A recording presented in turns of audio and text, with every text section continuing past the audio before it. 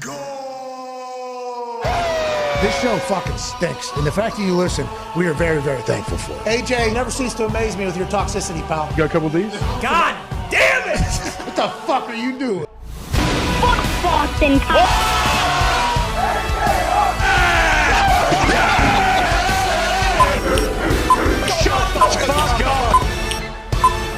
Hello, beautiful people. Welcome to our humble abode, the Thunderdome. On this, oh my God, UConn are national champions again. Wednesday, Tuesday, the 4th, we start now. Dude, I apologize for messing that up. I'm so excited for the fine folks at UConn who decided to riot and tear the entire university down after winning last night. You gotta do what you gotta do, I guess. A lot of videos coming out of there that are a bit alarming, and I assume there was some alcoholic beverages amongst other things being partaked throughout the evening up there in UConn. But the fact that they dominated in the national championship. Now, that's 2 national championships that colleges had in their biggest of 3 sports or whatever that have been complete blowouts. And now it did become a little bit of a game whenever San Diego State displayed that incredible mental toughness and grit to get it back to like 6, I believe, in the second half. And they wanted to have it down to 6 by the 10-minute mark. I think it was after the 10-minute mark. Nonetheless, they fought a little bit. There was a couple times where UConn couldn't hit a shot.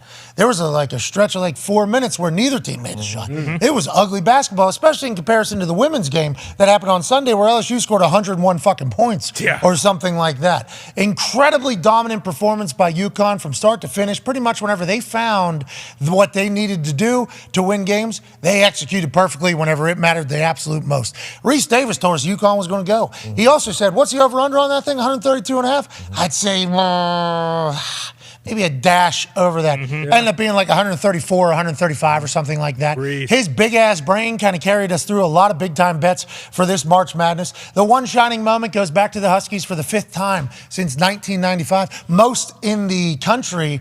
Congratulations, and I hope yins when you fix the glass up there, the broken windows, and, repair probably some houses, couches, and things like that. Hope you get a chance to truly enjoy this. It's not normal for a school like UConn. No offense, UConn. It's a whole new world whenever it comes to the sports landscape. A lot of money going to places. A lot of big-name schools doing their thing. So the fact that UConn, especially with how terrible their football team has been, is back in the sports relevance world, so happy for them. I hope they enjoy this for an entire spring. Way to go, UConn. Go Huskies. The Toxic Table's here at Boston Connor, at Ty Schmidt. One half of the Hammer, Dahn. Cowboys Tone Diggs is here. And back on stage, a 14-year NFL corner would never step foot into the nickel or safety position. He's on an island. He ran a 4.28. Ladies and gentlemen, I'm Pac-Man Jones. Wow. Pac, I'll talk to you. Old school Big East, obviously UConn was in there. And the basketball Big East has always been something that has been heralded as great tradition, but I'm happy that the old school Big East football conference, they used to be dominant. Hey, we had dogs in the Big East conference. Back in the day. You go back and just look through what the highlights were. If they were able to figure out the fucking business that everybody else was seemingly able to figure out, I think the Big East football could have been and should have been continuing to go, but everybody left, went to other conferences, Big 10, Big 12, somehow if you're on the East Coast. Doesn't make a lot of sense, but I'm happy UConn's back in there. Congrats to the Huskies on a dominant performance. Yeah, congratulations, man. That's pretty good. Dan Hurley talked about his lucky draws that he wore the whole NCAA tournament.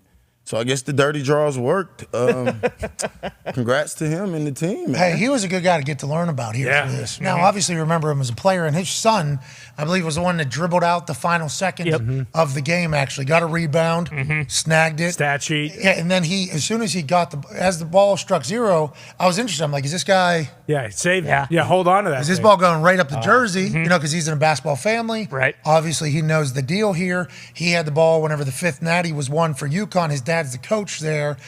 As soon as that thing hit zero, he spiked that fucker so hard. Oh, boy. Boom! Went all the way up into the sky. And then they kind of lost their mind, as they should. But that Hurley family of basketball, the dad who's a high school basketball legend, then obviously him, now the son, I don't know what they said, Jim Nance gave his last. That was nice. Jim. We're all friends with Jim Nance. We're all. Let's go.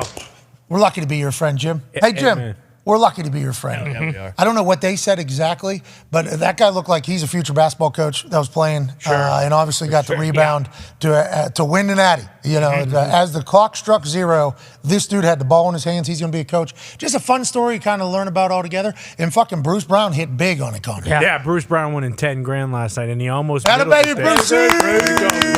Oh yeah, thanks, boys. It was an awesome tournament, though. I mean, I feel like UConn was one of those teams that everyone's hyping up in beginning, and then you kind of think, okay, if everyone's on them, then they're going to fall at some Is that point. real? I didn't know about that until the middle when Reeves came on the program and said, "Hey, UConn has a chance," because Darius asked him a question. Yeah, because I literally had no idea that they were even around or existed. They were a real deal, that team. yeah, because Reese had the reason I said is because Reese had Bama versus UConn in his So bracket. he knew, but I thought it was just because he was a Connecticut fuck up there as an ESPN person. I didn't know that was a national narrative because, once again, March Madness is when college basketball season starts for me. Yes, exactly. And I'm not happy about that. Okay, I need to pay attention more, especially if the games are the way they are. I need to pay attention more to the women college basketball going forward, I think, as well. Yeah. I don't know how easy it is to find those games, but me and Pac were talking. West Virginia's going to get Caitlin Clark. You know what I mean? There has to be a number that we can There's get. not. Yeah, do you There have has. What's that? 10 billion? There's not. Yeah, exactly. Yeah. You How want much to you sign want? over the university tour? I mean, Yeah. that. Maybe you just call it Caitlin Clark University. CCU. And she'll go, that's Do about we the know how much only he's way. getting NIL deal right now? Hey, that's what I'm talking about, Pac. Listen, I brought this up to Ty yesterday, and he has not been thrilled about it. Every time I brought it up, it's the same reaction. He's like, no, don't even. I'm like, hey, there's a number potentially that could go. It's you know what I always mean? a number. It's There's always always a number, Pac. and Iowa will reach that number. What? She said in a tweet yesterday too that like she's glad that she could put on for the state of Iowa. She always a Hell Hawkeye. yeah. She's coming back, but yeah, I mean, we talked about this after the show yesterday. Like she will be the highest paid athlete at the University of Iowa next year, which is kind of crazy to think about, but also very deserving. Yeah, valid, because she is an Iowan. Yeah. Is that what she is? Yeah. Iowans? Yeah, she is an Iowan. Fucking right. Caitlin Clark's tweet, thank you to all who have supported us on this magical run. I'm lucky to wear Iowa across my chest and represent our state. That's a big word there. Unless it was, because... You Yeah, missed she the might Y. just drop the Y. Yeah, no, 'cause- she didn't. She didn't. I love these girls to death and could not be more proud of all we accomplished this season. Go Hawks, always. Whoa, that last word also big there. Yeah. Because then the praying hands right afterwards. With the baby bird. Isn't that a hawk? Yeah, well, that's what you have to use. There's not really a hawk emoji. So Can we get a fucking hawk on there? One no time. kidding. Or New an eagle? eye emojis factor. just dropped too. But yeah, I mean, so she ain't going anywhere. Yeah, well, there's always a number that could get that tweet deleted. West Virginia always- doesn't have it. Yeah, Well, they that really is don't it. have There's got to be someone that has it, though. Iowa Don't you has think? She is the most popular athlete on their campus in the state of Iowa. Like, So she's gonna be High V spokesperson, right? For sure. High V that's out of Iowa. Yep. What else? Roundup, I think, is out of Iowa. Yeah, corn. yeah, I think Roundup is. Casey's. yeah, Pioneer. Like, Yeah, there's baby like corn. there's places where if they really want to, Sweet corn. because she has the chance to like kind of make them like a national brand moving forward. Like that's way, I mean, she could make Iowa like a destination for girls basketball. Like, there's no way they could let her go. Okay. Well, somebody's gonna try. Someone for sure. for gonna sure. try. Think about Ohio State, man. Just think about what Ohio State could potentially offer. Really, any other big school but West Virginia. Relax. Sorry, I'm just being honest. I don't. There is no reason I don't for want that. you to get your hopes up here and then for her not to go there. Well, Almost Heaven probably is a nicer scenery, I would say, than fucking Iowa. No, absolutely not. You've definitely never been to the campus. I've been to both. Iowa City's beautiful. Besides her, who's the last person that was the biggest she is right now? In basketball or in Iowa? Basketball. It could be male or female. Luka. At Iowa or just in general? Last year. Yeah, Which one?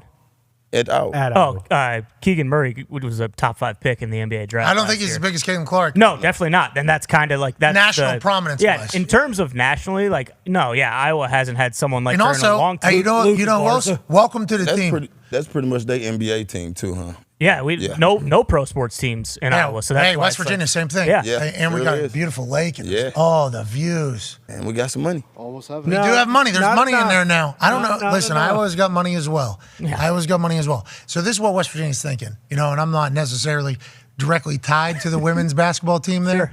I think they hired a new coach. Congrats. Yeah. Nice. Who is it? Okay. He's a winner. Huggy Bear. Neil Brown's brother? It's not Neil Brown's brother, okay? Relax. Isn't Huggy Bear coaching Neil both? Brown's got the boys climbing. We're about to get the number 1 tight end out of Ohio. Neil What? Brown's just, like Dog. you said. Blaine Stewart's recruiting him. Blaine Stewart's knows like a Dog? little brother to me and And the me. Pack. I would assume that if Blaine is in the conversation, Blaine's going to win. He only coached for the Steelers for like 7 years. He's a dog. Absolutely. West Virginia's all the way back. We're going to bring Caitlin Clark, okay, into Morgantown.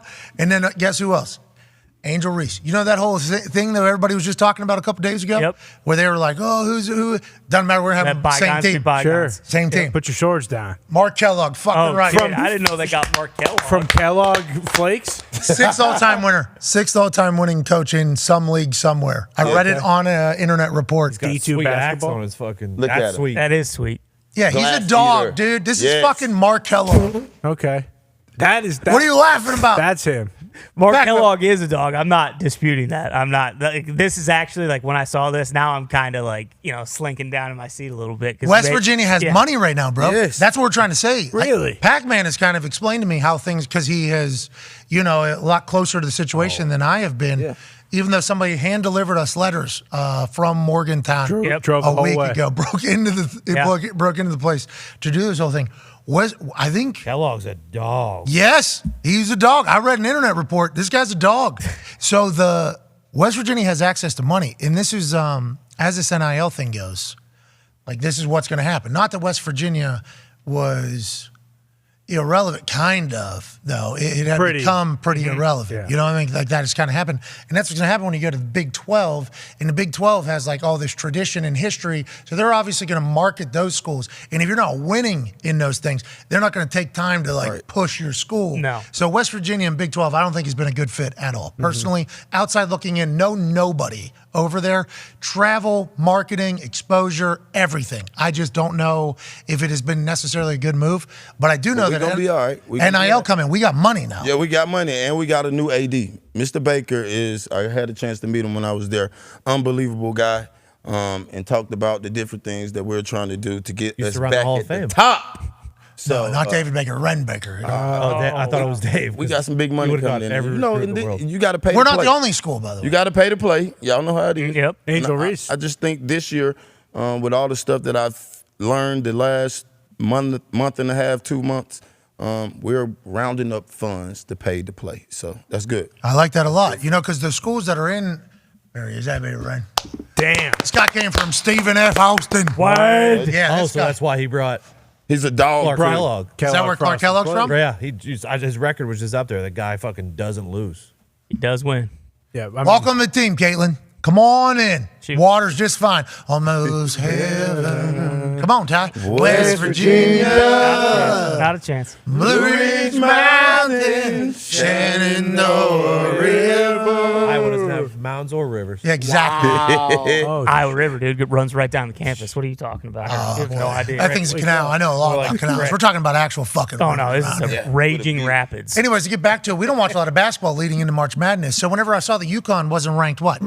they were in a top 3 seed. Bingo. So I just assumed, like, okay, this team stinks. I guess they go through a drought period in the middle of the season, and it kind of fucks up their record where the team much better than what the numbers are saying.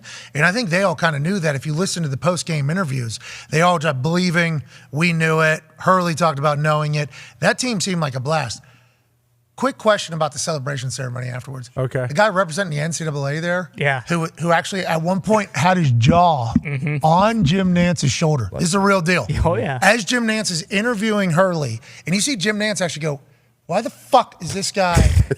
He's standing on top of me. This guy, I never heard of this guy. Obviously, he's representing the NCAA. He's the one that gave the trophy. Not a bad promo. Thought it was a pretty good promo. Awkward spot whenever they bring in the advert. This is the president. Boom. Oh, are you used to speaking in front of 50,000 people? No. Oh, I speak in front of my company once a year. Of course I'll be able to do this. And they get, I would like, congratulations. You did it. And it's just UConn Huskies. So pretty good promo. I don't know if the guy got wrapped up in Jim Nance's microphone or not whenever they did the microphone pass off. This guy was standing on top of Jim Nance. The camera person actually had to zoom in so tight on Nance and Hurley because there was a guy leering over Jim Nance's shoulder on this stage. This happened last night. Now it was late. I stayed up for the whole thing. I might have been a little bit tired. I might have been on some vitamins, but it was one of the most uncomfortable ceremonies I have ever watched in my entire life. Every photo and shot had this guy's back or head in the middle of it all. Pretty much. Of course. I think he was wrapped up in a microphone cable, though. That is kind of what it seemed like, as if it was a three-legged potato sack race with him and Jim Nance. Correct. That is what it looked like as I was watching it unfold. So if we get some answers on that publicly, that'd be great. But listening to them all speak, what a veteran-sounding crew, and also a very confident crew that kind of knew exactly what the fuck they were going to do when they got to the tournament, and they killed everybody, Ty. Yeah, absolutely. And they were ranked number 1 like earlier in the year, and then they kind of had that like mid-season swoon, but then They were 1? Yeah, like so they were good. I mean, you Jesus. could see like they have a bunch of NBA talent, so it was kind of just like a matter of time where if they could put it together, and they were one of the hottest teams going into the tournament, so it kind of made sense. The game overall kind of stunk. You know, it could have been a lot better, I guess, and that's what I think a lot of people are arguing about is like, San Diego State, like why, it's nice that they're Cinderella, all that bullshit, but then, if we get like a really talented team, then we actually don't want to go to bed by the time like the second half starting. In terms of the guy from the NCAA, I'm almost positive that this guy just realized, hey, this is Jim Nance's last Final Four. All these pictures and like the camera, like I need to be in all these pictures because this is a moment that's going to last forever. Dude, his chin on Nance's shoulder. Yeah, whispering. No. Like I think he was enjoying the moment. No, watching. I think he was trying to get the microphone wire. I think it was a microphone wire was wrapped around him. Okay. I honestly believe that was the case. And at one point he reached down to try to get it off of his leg, and his chin was on Jim Nance's shoulder while he was doing an interview this way.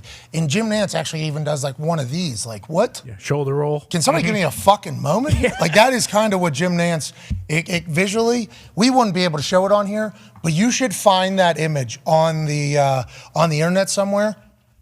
That was uncomfortable to watch. Yeah. No, well, I mean, if he works at the NCAA, are we sure he's not just a huge mark? And Jim Nance said that they were friends. And then this guy's like, holy fuck, I'm friends with Jim Nance. The NCAA is a fascinating future, too, with what we were talking about with the NIL money and how everything's going. If women's college basketball becomes what it could become with the stars that they have, no offense to WNBA, but I think like the women's college basketball seems to be the premier national, we have the fever here. They're going to fucking win it all, okay? Sabrina Ionescu, I'm going to buy her shoes. Yep. But I wish like they could play almost in the tournament. I almost wish that they could play back in the tournament because how much the world was paying attention to it. 9.9 million viewers on the final. That is bananas. Angel's back. Caitlin's back. There it is. Chin on guy. I told you. Chin's on it, good. Chin's on him. Oh. Look at that. Look at that happened last night. I thought I was high. He might have just been sleepy. It was late. He might have just been trying to like, Dude, he was trying to get the wire off of, I think he was trying to look at Jim though. What the fuck, dude? Sorry, we're going to get a strike for this. Today's show is not going to be able to live on YouTube. But that guy, I mean, that was a scene. Interesting. Oh my God. Is he like reaching behind him to like give a player a high five? No, I think he's trying to get. I'm stuck. I can't say this. I think he was like reaching because he got it. It sounds like the guy wrestling got tangled up in the microphone wire, and then was like you said, reaching down to try and untangle himself, but in the process was literally sleeping on Nance's shoulder. Okay, it was a scene, bro. It was distracting. I mean, there might have been some. My wife and I went to Michigan last night, right, and kind of stayed the night up there. Nice. Got a little place on the lake. The weather's getting nice. You know what I mean? Beautiful, wasn't it? So I was pretty high. I was rather high while I was watching. Legal in Michigan, obviously, take the trip to do that. And I was like, is that? No way. There's a guy on Rewind. Yeah. I got to be high. There's no way that's happening. Digging his chin into his shoulder. There's no way that's happening. On Jim Nance? Yeah. In his last Final Four, yeah. This guy's doing, and then they showed an aerial shot of the stage. A lot of room. Oh, yeah. A lot of room available because how small the basketball teams are. But back to the NIL stuff, there's going to be teams that have money that are going to be able to do their thing. I think college basketball is going to continue to be very exciting. Reese Davis told us that there's over 1,000 people in the transfer portal in men's college basketball. Yeah. I mean, teams have what, like 25 people on them, 20 people on them? Just about 15 probably Yeah, tops. like, more like that. Well, they got people that probably don't dress. Yeah, right? they got freshmen. They got to have a practice Yeah. squad, yeah. Yeah, who just practice. You would assume 4, 5, 6, Yeah, every recruiting. Probably Years. 30 kids. 30 whole team. Yeah, I'm Let me saying do with some the math. guys that's probably getting red-shirted, the guys that are not playing that's on practice squad, you know what I mean? That's 8 kids a class. That makes sense. Yeah, like 25, whatever it is. However many people there are in there, that's not a lot of spots. So I think teams could recruit like almost bunches and be like, hey, we need 3 guys kind of come in, and you can get a brand new team that can go every single year. And it feels like the superstars know that they can get going. Yeah. Because Angel Reese said her Instagram followers went from 450,000 to 1.1 million. And she said the price just went up. Yeah. It's like, Bingo. hell yeah. They're all business minded too. They all understand it completely. I think college basketball is going to get better with this whole NIL stuff. I totally agree. What's the little girl name? Jay Carson. She was at West Virginia last year and goes to LSU, and you see what happened. 21, right? Yeah, end up winning the championship. So I think I don't know if I like the transport portal. Because it's kind of advantage. You think? So it's now whoever got the highest money, you gonna go there. Yeah. It's like I don't know. Yeah, there's certainly long-term effects from this whole thing that are not being calculated or talked about. Like having to do a little bit of adversity and get through some shit is certainly something that'll help you down the road and probably in your particular sport. So I think the big conversation about the transfer portal is, are people just running away from a tough situation to go somewhere else? And it's like, hey, in the real world, you can't just fucking get up and bounce. Like you got to be able to handle some shit in the good and the bad. It's going to make you a better athlete, player at your sport, and human in society. And I don't know if they're judging that as potential ripple effects or anybody's talking about that, but I think that's a big deal. But on the flip side, West Virginia's got money. Fucking get in that transfer portal if you're good, and we can get you into Morgantown, West Virginia. Well, and it probably won't happen on the women's side because usually the teams with the more talent like win in the tournament, but you hope, and Reese kind of mentioned this yesterday, like there's a chance that it kind of kills like all the mid-majors and Cinderellas because you get the best player on their team, like after their junior year or whatever, and, you know, player of their conference in whatever mid-major conference, he's like, all right, fuck this. I'm going to go to the Big Ten, or I'm going to go to the SEC. I'm going to go to the ACC. So you hope that doesn't happen because then it kind of does. Like, they're not going to be a whole lot of upsets if that does happen. Well, interesting, because the coaches normally are the people that are able to do that. They just leave the mid-major, go to a big school, and then they got to turn over at the other place. But if it's a new mid-major going, I mean, San Diego State just went, not that they're a mid-major. FAU just went. They all might be a new squad, but hopefully somebody will be able to go. Joining us now is from a completely different sport and a completely different aspect, but a massive fucking brain. Oh, hell yeah. It is this guy's season right now. Big time. We're in the middle of the draft season and scout season, and this guy is not only a scout, but he is the lead draft expert for NFL Network. He sits right next to Rich Eisen for 45 hours a day at the Combine, giving his takes on every single player that he's watched film on from every single school in America. Who knows how he's able to accomplish it? Host of the Move the Sticks podcast, ladies and gentlemen, from NFL Network, Daniel Jeremiah. Yay! What's up, man? What's up? How you doing, man? I by the way, I saw Pac there, so I got to give you my quick Pac-Man story. From when he was coming out. So I was with the Ravens. He actually, I believe, ended up as the number 1 player on our board. Like we loved him, and Ozzie Newsome loved him. And when we brought him into our Combine interview, it was one of the all-time answers to a question. So one of the coaches asked him, "How would you grade your hands on a scale of 1 to 10?" And Pac looked at his left hand and said 10, and then he looked at his right hand and said 10. He graded them individually, not collectively, and gave them both 10. So he got a 20. Well, motherfucker just couldn't even keep up. He had a different grading scale. Pac, you're a legend, dude. Always have been. How would you? That's awesome. Yeah. I heard at the Combine, and we just heard the story. I don't think we were paying attention close enough at the time. The 225 thing, he did it one time to prove to everybody he could do it, and then he said, all right, I just want to let you know I can if I wanted to. I don't know how many I could because I'm never going to try it. I don't need it. Hey, wouldn't it be nice to run a 4.28, huh? 4.28. Oh, man. He was so good, man. He was so good. You should see him at pickleball or thunderball. He's kind of. He lost it in basketball too. Oh yeah. He's figuring it out. He took a year off. He's retired. All right, let's dive into some stuff. We appreciate that story. We appreciate you too, Pac-Man Jones. You're a fucking legend, Paul. Oh yeah, a fucking legend, dude. Move to Sticks.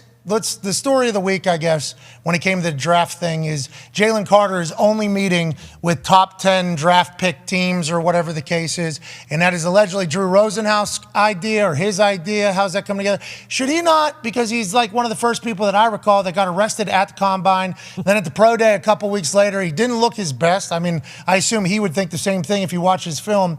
Isn't there a chance he should maybe meet with a lot of people to see if somebody maybe wants to trade in to the top 10 to come get him? Or is this just standard operating procedure and this is what people normally do? Well, I think normally when decisions like this get made, it's because you have a backstop. Like there's somebody that's giving you assurances that like this is where the slide ends. You're not getting past us, and you can trust that information. Now, I don't know who that is, but I'm guessing just by looking at all the factors involved that the Philadelphia Eagles, having Jordan Davis, a teammate of his, having Nakobe Dean, a teammate of his, being a team that's pass rush obsessed, they picked 10. So that when I heard that he wasn't meeting teams outside of 10, I'm like, he's got a backstop somewhere in the top 10. And, the Eagles would be my educated guess on that one. Okay, because as soon as I saw it, I'm like, what? Just fucking, dude, like this is just a part of the deal, especially if you have an arrest. But he is a player, huh? Guy's a player? That guy is everything that they crack up? There's nobody better.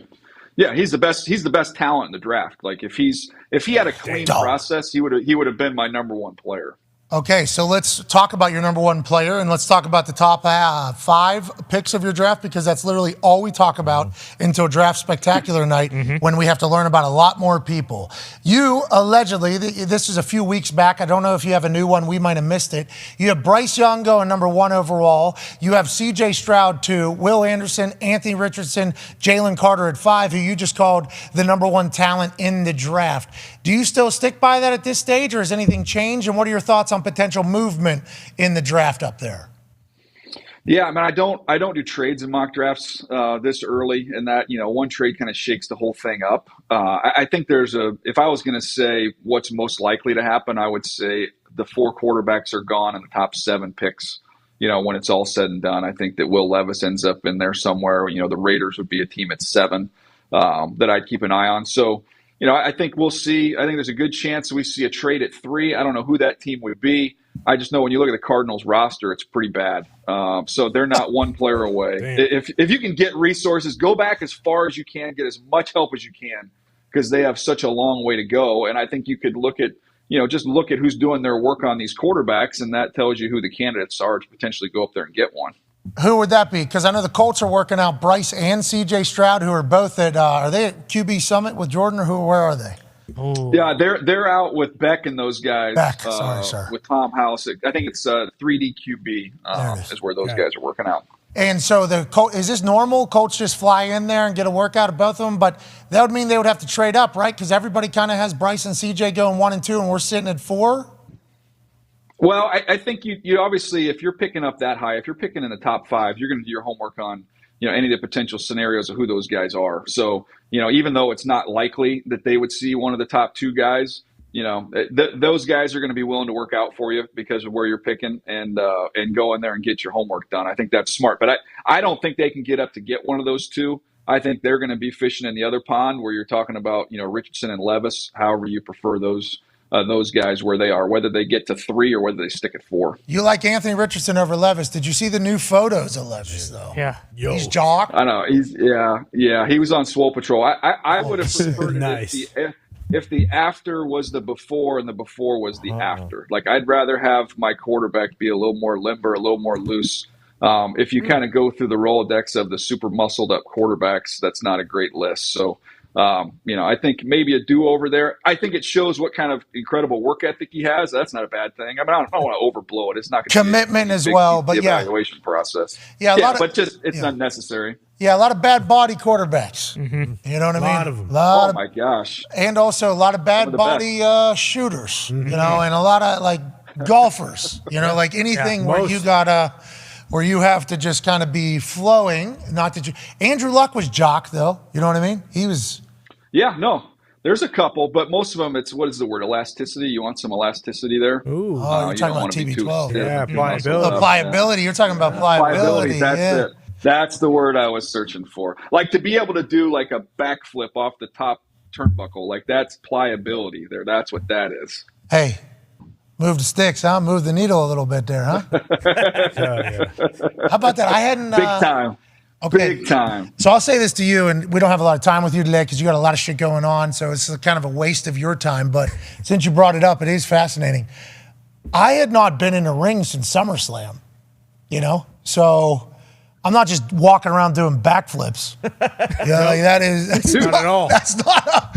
So that was certainly. How do you practice that? Well, that's what I'm saying. That is exactly what I'm saying. You just do it. Yeah. Yeah, that's felt real good. Felt real good when I landed. Yep. Hey, come on. I'm looking at that too, and like as a scout, you're always trying to you can't help but you end up evaluating everything. I was looking at your footwear. I'm like, I think he's wearing like Jordans. Like, how is that? Like, that's not like something that's just like stuck to your foot. Like it's like one piece there. That's like a real regular shoe that you're doing all this stuff in. Yeah, thank you. Well, I mean, I don't know if Michael Jordan would appreciate the fact you said it's a real regular shoe, but I do hear what you're saying. Yeah, I do understand what you're saying. No, but you don't have like a wrestling boot that's like, a piece of your foot. Like this is like, just like you're just like the nice shoe wearing gentleman who's out there doing incredible things. If I happened upon a nice shoe wearing gentleman, I would say those are some good shoes there, sir. I understand what you're saying. I appreciate the draft evaluation. If you would like to break down that whole match and give me your thoughts, I would think that would be hilarious. Connor has a question for you. Yeah, Danny, you kind of got thrown in the fire yesterday because you basically said a nobody reported that the Titans were going to move up to 3. Is that the case with a lot of these teams, that they're going to wait and then right before the draft or even day of draft, you think that they'll move up to 3? And if it is the Titans, are the Colts kind of screwed because the 2 other teams in the AFC South are going after their quarterback and the Colts might miss out? I'm glad you asked me this question because I just hopped on social media yesterday and it was like one Titans question after another. I'm like, what the heck is going on? Mm-hmm. And I literally said on our podcast with Bucky, we were talking about, quarterbacks and whether the Cardinals, I think, should trade at 3. And I'm like, yeah, what we just said, they stink. They should get out. And I said, in talking to a couple GMs that can make the pro day circuit, they said, man, the Titans are doing a ton of work on these quarterbacks, like almost too much work on these quarterbacks. I wouldn't sleep on them as a team that could move up. Like, so I wouldn't sleep on them as a potential team that would move up. So it gets picked up by some internet source with the quotes, and then all of a sudden it starts getting picked up everywhere else, and the quotes disappear, and then it turns into, I'm reporting that they are actively, trying to get to number 3.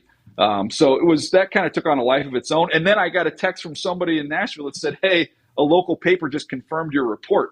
I'm like, I don't know how you confirm a report that wasn't a report, but man, maybe we stumbled upon something. Mr. Jeremiah, hey, this is the internet, bro. This is just how it goes. Like, clips get clipped like in half and then shared, and then that just becomes the truth too. And it's like, all right, do I want to combat this or not? That's become my life almost. It's a fun time. Lucky to be here, but that is kind of the internet in a nutshell. But could it also be, because Colts are there at 4. Texans up there at 2. So having the Titans floated that they could potentially want to get ahead of the Colts, good business from Arizona too. You know what I mean? That's good business from Arizona, up the leverage of what that pick is, because the AFC South would potentially be 2 through 4 and Colts would be dead last in that whole thing. And I can make a strong argument for why Tennessee should. And I think sometimes people look at these trades and they don't totally get it. And that it's not just you're trading, future first-round picks for one player and whatever quarterback you would get at 3. You're also getting cap flexibility and cap room. So if you look at the Niners, and people will say, gosh, they traded those future picks and they went up there and got Trey Lance, and man, what a terrible trade. They have Trey Lance, the other team got the picks. I'm like, well, no, that allowed them, with what they've done with Trey and now with Purdy, that they have such a cheap quarterback room that they can go sign Javon Hargrave. So if you look at it as not just I'm getting one player, I'm getting a player in a crap ton of room. Because Tannehill's like 36.5. And if they took a quarterback at number 3, it's going to be, I think, around $7 million of a cap hit. So all of a sudden you got $30 million you can go shopping with. And Rand Carthon, brand new down there. Yeah. Tannehill was not his quarterback that he had a vision of starting a team with and everything like that. Would be fascinating. Could be true. Could not be true. Who knows? Draft season. You never know. Pac-Man has a question. You never know. You literally couldn't. Pac-Man has a question for you. How you doing, D? I got a two-part question for you right here. To me, Nolan Smith, if he don't get hurt, we would be talking about him a lot more. Do you think he helped himself doing the scouting combine with running fast and doing what he did? My second question, have the prototype for cornerback changed? Because all these guys, the top 10 guys right now are all 6'1" to 6'2", 6'3". There's no 5'10", 5'9" guys anymore. Yeah, good ones. I would say, first of all, with Nolan, I'm with you on that. He didn't get a chance to play the whole year. But you saw when you run 4.39 as an edge rusher and you jump 40 inches, and then you look at Hassan Reddick in basically the same body, who's gone out and second in the league in sacks. There's there's kind of your vision for what he can do and what he can be. He's a mathematist too. Big brain. He's a fucking genius. And engineer. He's freaking smart. And he's a great leader kid. Like, he checks all those boxes. So if he had been healthy through the process, I think he'd have been a lock as a top 10 pick. I think he's still going to go in the top 15, top 20 worst case scenario. And then when it comes to the corners, like, to me, there's two guys in this draft that aren't prototypes, aren't the everything you want in terms of the size. But I think Devin Witherspoon from Illinois is the best corner in the draft. Who's not? I think he's sub 6 foot. He's like 180 pounds, so he's undersized. But I think he's the best one. And then there's a kid, Emmanuel Forbes at Mississippi State, who I've never seen a guy with his body. Like, he's 166 pounds, but he's over 6 foot. He ran the 4.3s. He's got the best ball skills in the draft. So you got two guys who don't fit all those dimensions that you're looking for, but I think they're two of the best players. You would have been a slot, bub. Yeah. That's what they would have said. Too small. This guy's slot and returner. He know my resume. I play outside. Okay. That's what I do. Excuse me. You don't need to. Not inside. It's a lot of work. Pac can play wherever the heck he wants. He actually did. Yeah, he actually did. He played returner, obviously. He played wide receiver, running back, corner, and just never safety, though. Nope. No way. Put me on the outside. I'll handle it. Tone has the last question for you here, pal. We appreciate you. Yeah. Your guy at number 10, Lucas Van Ness. A lot of talk about him. Yeah, Iowa Hawkeye. Wow. Well, is there worries? Like, he didn't start at Iowa? Is there talk about that? Or he's just an athletic freak? Yeah, that's been a question I think teams have dug into, and I've done it as well. And it turns out, Iowa, it's just a program where they're going to play the older guys. They're going to start the older guys. It's part of their culture that they do that. Even though this kid was the best player on their defense, he played the majority of the snaps. He just didn't go out there with the starters because that's just kind of, that's their culture of how they've done it. But the guy ran 4.58 at like 270 something pounds. He's got sack production. He can play inside. He can play outside. He's got the same body and tested exactly the same as Rashawn Gary. So if you're looking for somebody that kind of moves like him, that's who it was. And I think Gary tore his ACL last year, but he was off to a pretty good start. And I think he's not there yet. Van Ness has not arrived. But you can look at all the talent that he has, and you can see it in the future. Who's somebody that we haven't talked about, obviously, because we're a bunch of stooges, that's probably going to have a massive draft night and maybe pop out of nowhere? Well, I still think Bijan Robinson's the fascinating one. The running back from Texas. And we did it, I think, when I was in there in studio. You can debate whether you should take one or not take one, the value of the position. He's my third highest rated player in the whole draft. So if you're looking for somebody to come in and have an incredible impact, not only catching it, but receiving it, use the comparison to Edgerrin James. If you got a chance of taking Edgerrin James and you're going to pass on him so you can take, a tackle, a corner, a safety, whatever else you want to take, who's just a much less player, I don't agree with that. I don't buy that. Even if you just say this is 6 years of greatness, I'll sign up for 6 years of that dude. Hell yeah. That's like everybody gets like, well, what's long-term success look like for like Stetson Bennett or something? It's like he could play 10 years. Is that too long? Works. Is he, that last question, because we know you had to go a minute ago. Yeah. Stetson going to move up, you think? Where do we think Stetson going to go? He's a winner, right? And he's jocked and people like him? Yeah, everybody I talk to kind of has him in the mid rounds. I think it's one of those deals when everybody says he's going to go in the fourth round and they like him in the fourth round. All that means he's going to go in the third round, because if you wait till the fourth round, you probably won't get him. So I think third round's probably the sweet spot for him. But yeah, I mean, if you want somebody that runs around, makes plays, and plays well in the biggest moments, that's a pretty good track record he's assembled. And we know his teammates like him. Yeah. Like, have a good time with him. That's a big deal for leadership. The brain thing, Bryce Young, through the roof. Yeah, off the charts. You put Off didn't the charts. you the tweet I read is Yes. Daniel Jeremiah accidentally leaks that Bryce Young's the smartest player in this draft or something like that. I think that was a tweet I read. Is that an accurate report or not? Yeah, I'm sure. I'm sure that's out there and exists somewhere. I would say I would not refute that report that he's the smartest quarterback in this draft. Let's put it that way. You're the man. Ladies and gentlemen, Daniel Jeremiah. You're the best. Thank you, DJ. Thank you, DJ, former quarterback at Appalachian State. They ran the ball a lot. Yeah, that's right. Zone read. Not I mean, he can throw the ball a little bit. Yeah, he throw leads a little too much, but yeah. What's that? He leads his receiver a little too much, if you guys remember correctly. Pac-Man, he tried to throw the ball into that net right over there with 3 holes in it, and he hit to the right of it 5 straight times. Same spot. The ball turned over the exact same way. Bang. Bang. Bang. Just like you punted. Boom. Yeah. Exactly. Or golf. You know, when you're hitting a little bit of a fade. So when you do that, you just kind of okay, I'm gonna turn a little bit. That might have been why Daniel didn't make it to the NFL. Might have. Just a little bit of an adjustment. Yeah. Didn't make it. Certainly possible. He's a great fucking conversation Yeah, about yeah. that scouting stuff. He Incredible. loves what he's doing. You know what I mean?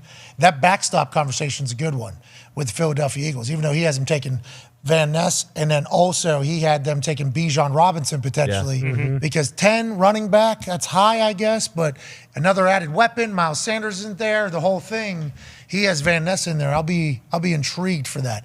Jalen Carter not visiting with anybody outside the top 10 is awesome. Okay? I'm happy he's at a position where he feels like that is the right play. And Rosenhaus's agent, if you listen to what Ian Rappaport said, feels as if it's an okay decision too. So they got a lot of trust that he's going to go in the top 10 or whatever. But damn, man, just easy. But somebody could trade in. It'd be like that. So let's not, I don't want people to think that it's negative. It's negative because it's not. Your agent tell you, hey, look, they're at 11. I got to stop here at 6. I think mine was 7. Like anything after 7 to 8, it was no use to go and send them. So they knew where you were. Yeah, I don't think it's him as a person being arrogant, saying, oh, I'm not going to see nobody after 9. That ain't how it's going, I promise you. This is just the business. Yeah. Like, hey, we know you're going here, and if you don't, there's massive problems. We've been lied to by everybody pretty much. You know, that don't really happen, though. Not when you, in them top 10, you might slip 1 or 2. Like Daniel said, he's the best player in the draft. Yeah, that's why. I didn't know that was the case. The best player in the draft. Because Bryce Young's being compared to like Steph Curry of football. Yep. Like, hey, this guy's the guy. And But Bryce Young is nowhere near what he is. Before the accident, I mean, the when he got in trouble, he was going to be the number 1 pick we was talking about.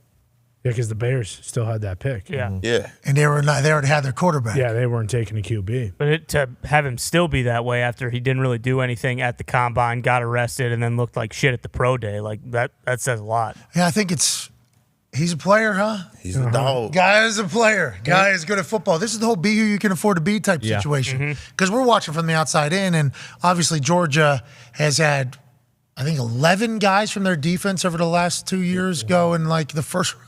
Ridiculous. Like their defense has been unbelievable. Now, in the NFL, have they all transitioned? I would assume. I have no idea. I don't think I've kept up with it, but I would assume they've done well. So Jalen Carter is just like almost another human in my mind. Like, oh, it's just a Georgia defensive player. You got it going. The most talented player in this draft is what Daniel Jeremiah called him. And I remember watching him fly around on tape as we were following the Georgia Bulldogs all season.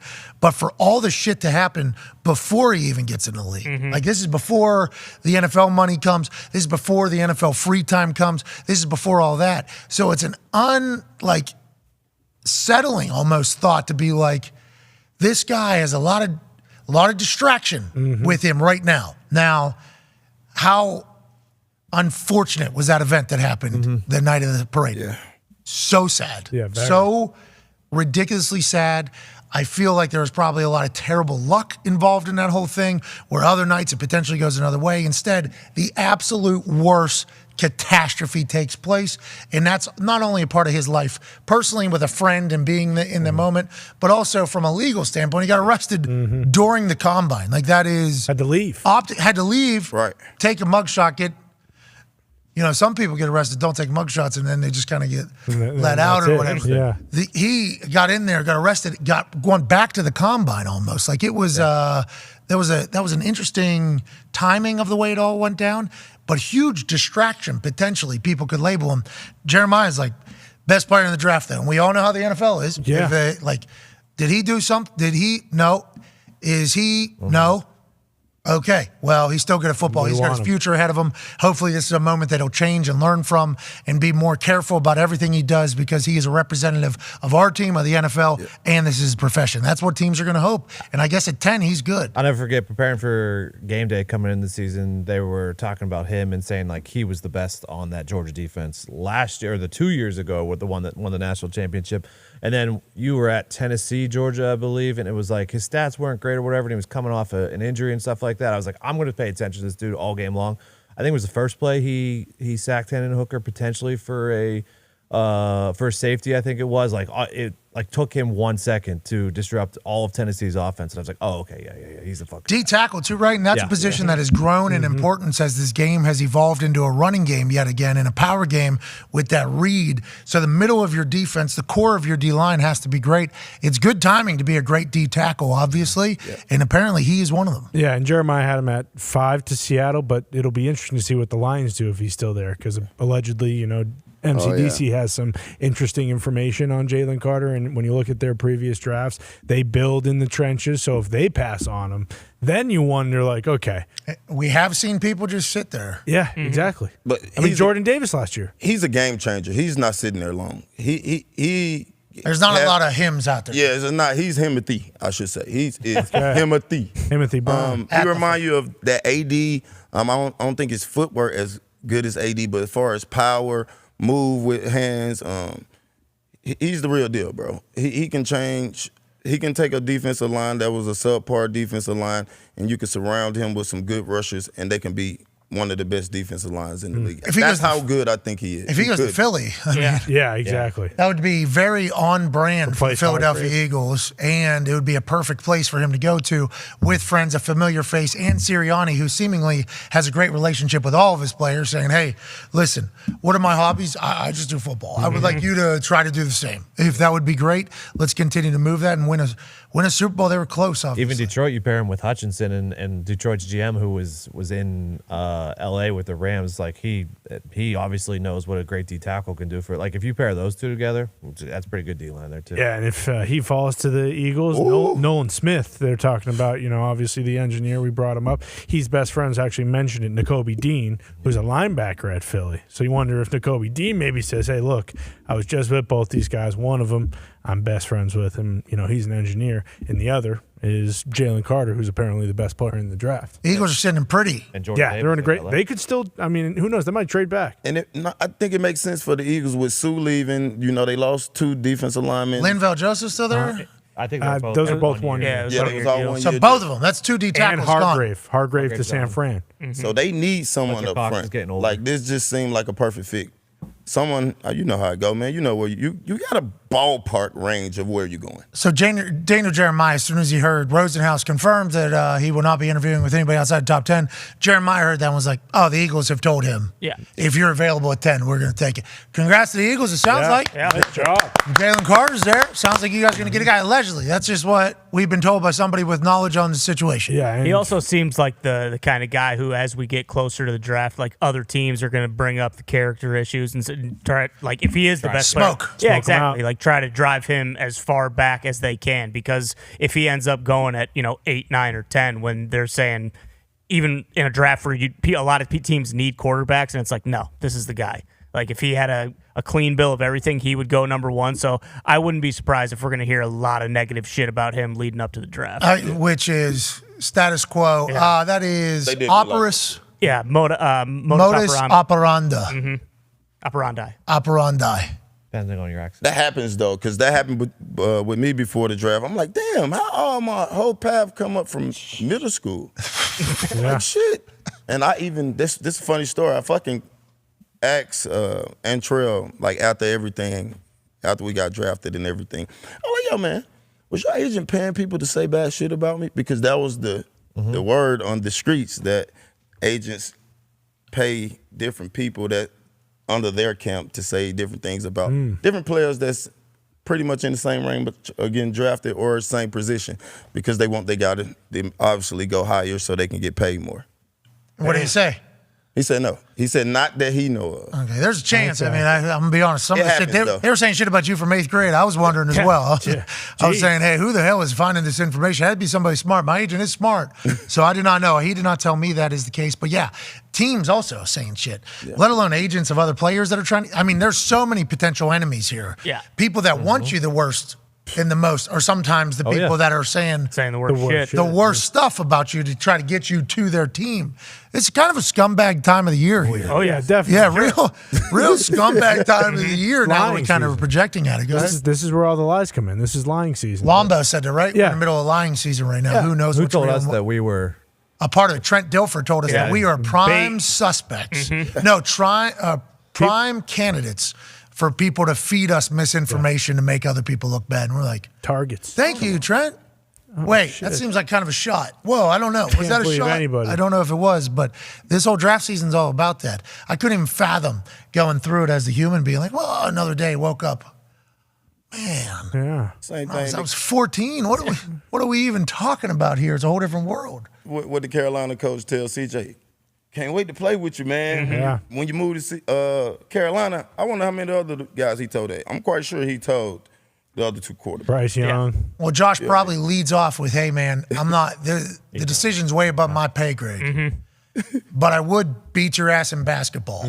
Like if that's Josh McCown's conversation. So then his out is, when you get to Charlotte, man, we'll find a court, we'll get after it. I would like to let all these young bucks know, CJ and anybody else that Josh McCown is potentially challenging basketball when you get to Charlotte. He's a real deal. This is not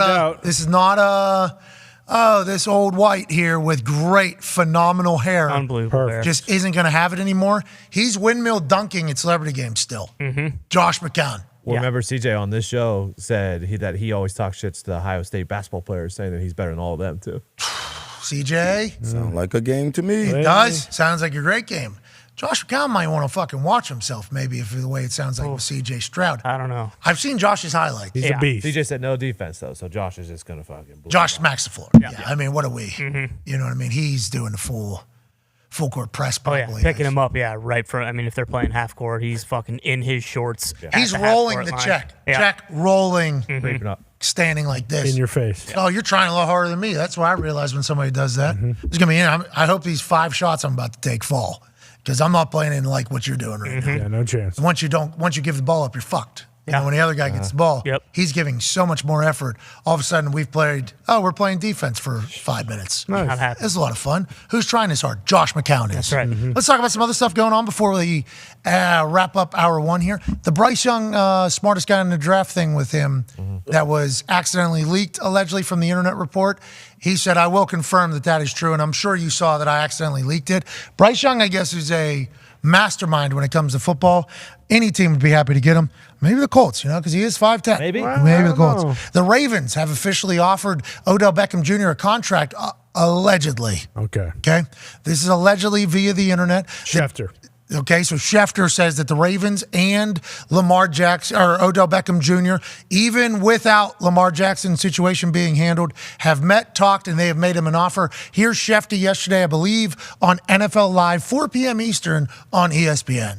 The Baltimore Ravens have met with Odell Beckham Jr. They presented him their own offer. We'll see which Odell Beckham Jr. finds more interesting, but it certainly sounds like it's the Jets, it's the Ravens, maybe the Rams still would have an interest, but those at this point in time would be the obvious landing spots for Odell Beckham Jr. in what has been one of the longest free agent recruitments that we've ever seen. Shout out to Shefty and the NFL Live crew over there. I assume we'll get a strike for that, as well as the NCAA guy putting his chin on Jim Nance's shoulder last night that we had to show. That's right. Odell Beckham Jr. going to the Ravens would be an interesting turn to this entire Lamar Jackson Baltimore Ravens story. Now, he says that they made an offer. He has not agreed to it, so nothing is set in stone. I would assume Odell Beckham Jr. would like to know who his quarterback is going to be before he makes a decision to return to the NFL, because the last time we saw him play, he was fucking great. Not just good, he was great. Long time ago, obviously, like 14, 15 months, whatever it is. He seems to be completely healthy. We saw Prince Amukamara's video from his workout in Arizona. He looked great, snagged the ball. A team is going to want him and be lucky to have him. They were initially reporting that he wanted $20 million, then he wanted $15 million. He said, I just wasn't going to take $3 million. So we don't know what the actual number is, but Baltimore being in the game is fascinating, kind of changes the convo there with Lamar and the Ravens. Does it or no? What do you think here, Pac? I don't think that changed Lamar business. Lamar business is Lamar business. I don't think Odell make a decision until Lamar figures out what he's going to do. Or I don't know, man, because you got to make these decisions quick. Odell need to be somewhere where he could be in OTAs, getting rhythm, getting pushed around, coming off the surgery. I still like Jets for OBJ. Yeah, I think OBJ likes the Jets as well. And I think, Aaron Rodgers, who is currently the Green Bay Packers quarterback, Yep.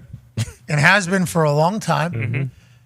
Pete Schrager floated out what a potential deal could look like. And remember, Schrager's pretty tight with the New York Jets operation. His return to Good Morning Football has been good for all of us. Congrats on it, kid, Schrager.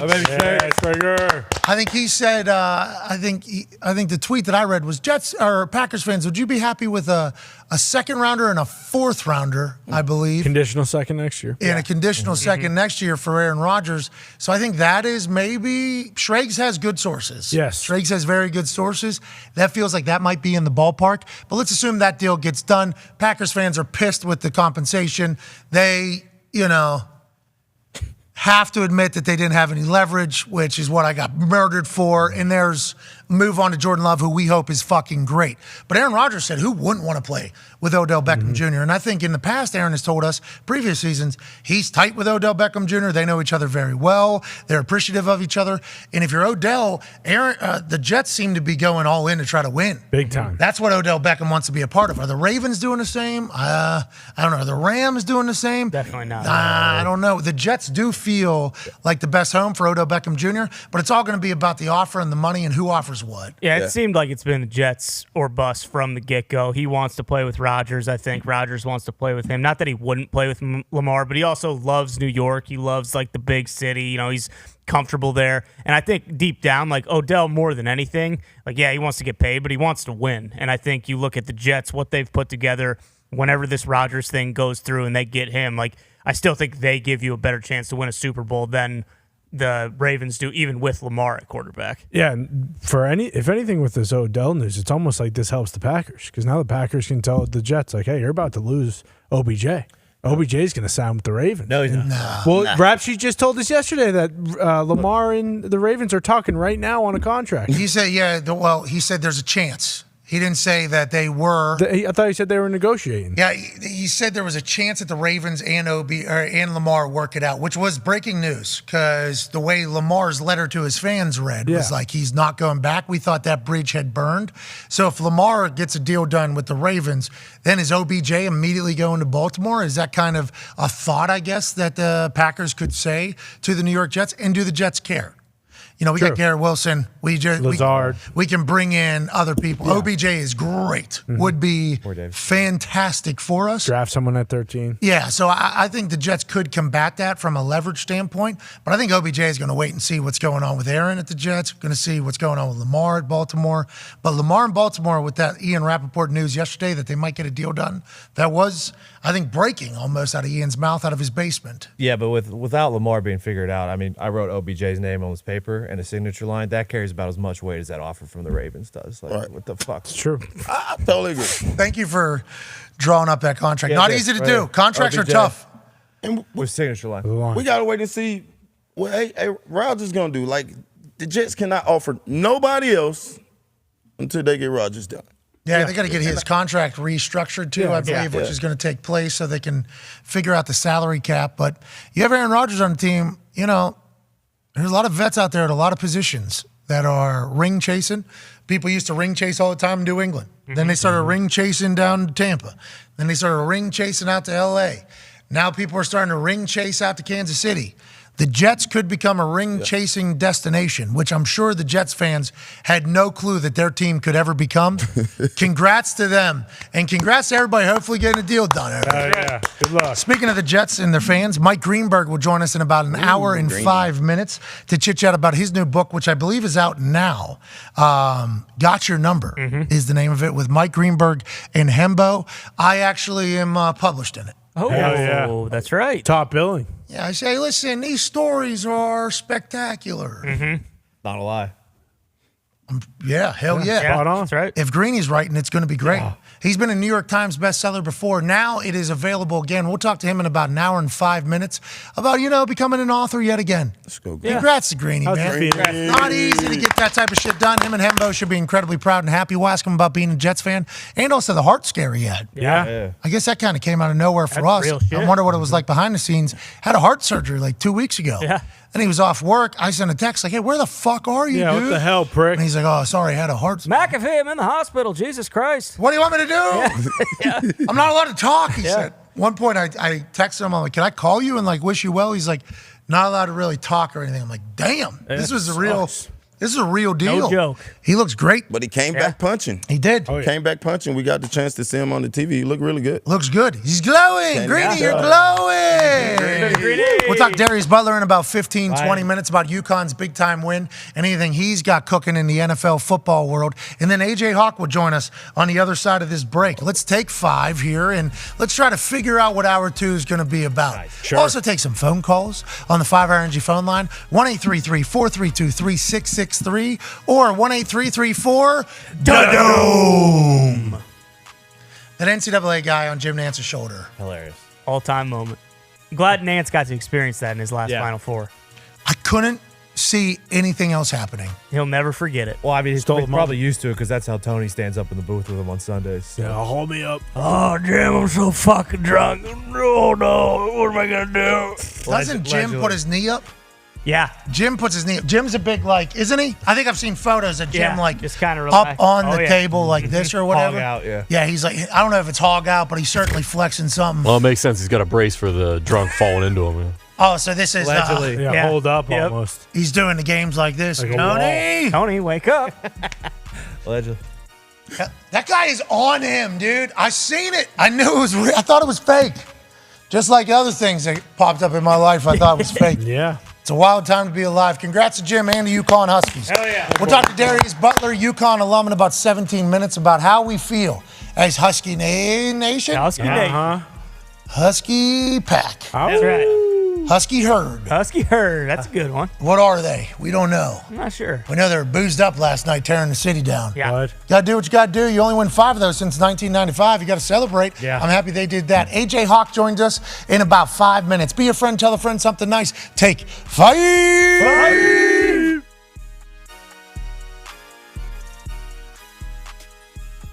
132.5 would be high 60s. I was surprised that Florida Atlantic, got to 70 against San Diego State. That doesn't happen against them a lot. But I would say 132.5. Yeah. Maybe 131. I'm going to tell you. I'm going to take the over barely on that barrel. Oh, touch, you say? Yeah. Wow. Could you imagine he's spot on? This guy is the book. Yeah. Gets That'd be crazy. That would be amazing if you were able to do. You predicted everything else thus far.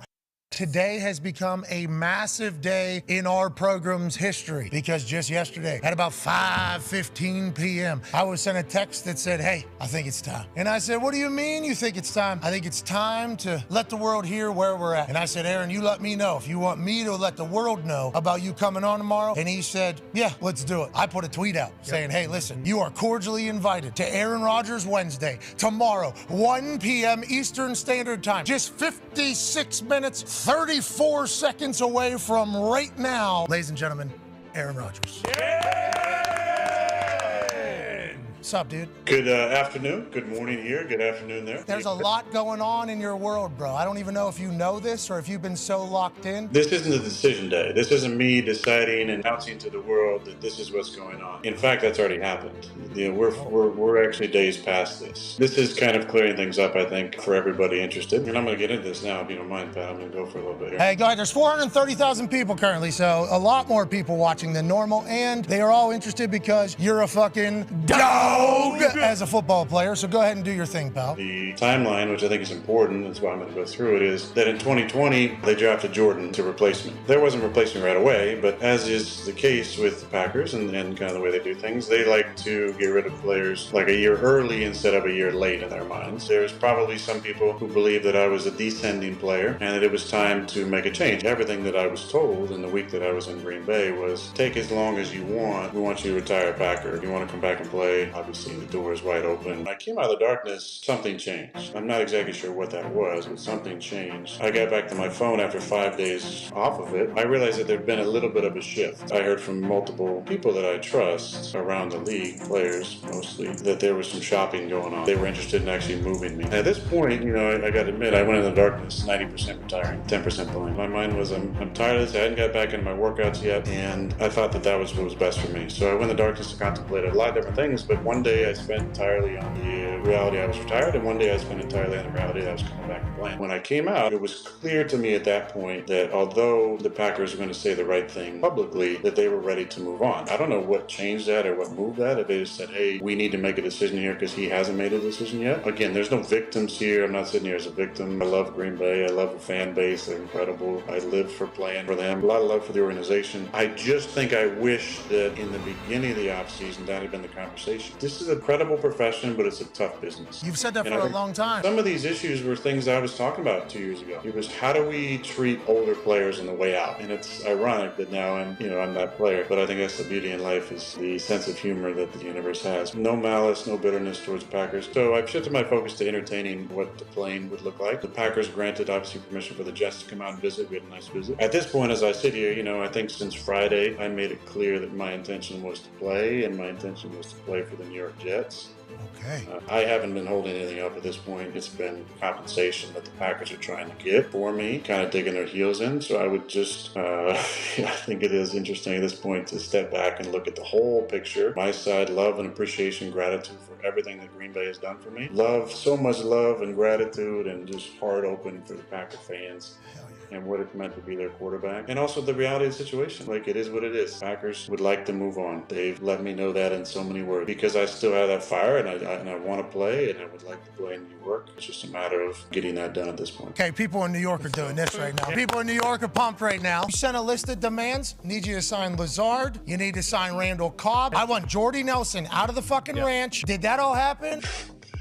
It's so ridiculous. Hey, that's happening, though. Like, you need to know. Ask Schefter what I texted him when he somehow got my number and texted me. I didn't respond to Diana Rossini, I think her name is. I would say the same thing that I told Schefter. Lose my number. Nice try.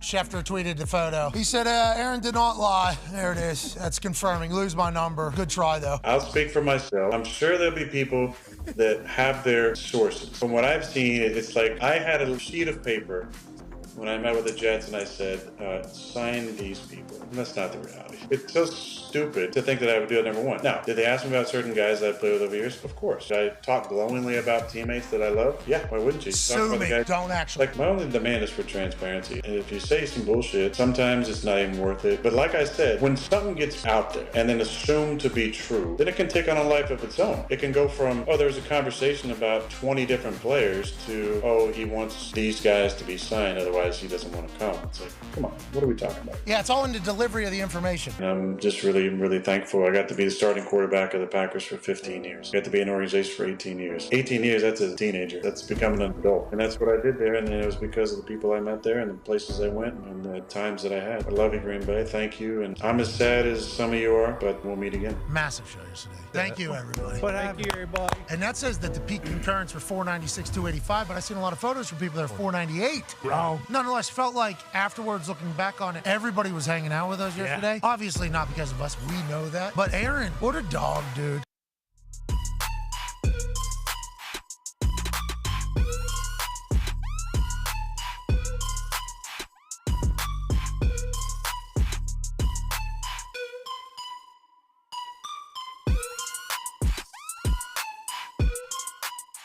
Hey, What? let's go!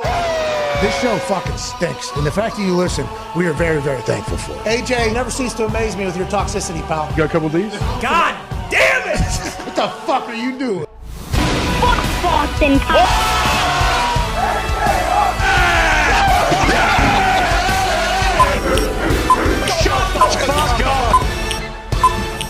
Hello, beautiful people. Welcome back to our humble abode, the Thunderdome.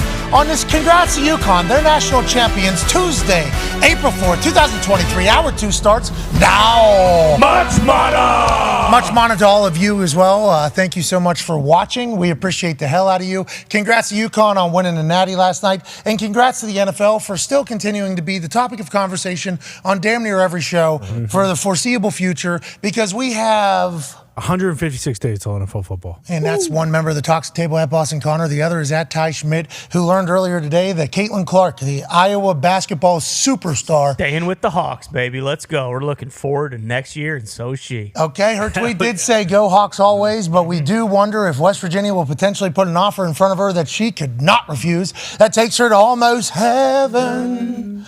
West Virginia. That's word of the NIL, though. That is potentially going to take place. Everybody that has a massive March Madness in this incredible legendary run with all eyes on them have the opportunity to really profit from it. You know, in the past, if somebody goes on a run, oh, they're going to get drafted high. Oh, they might become a lottery pick. The world just learned of them. Remember Ja, whenever we saw him in the tournament do his thing, many other players. Joe Alexander, whenever I was at West Virginia, had a run through March Madness and the Big East tournament that put him up into a lottery pick because all eyes are on him.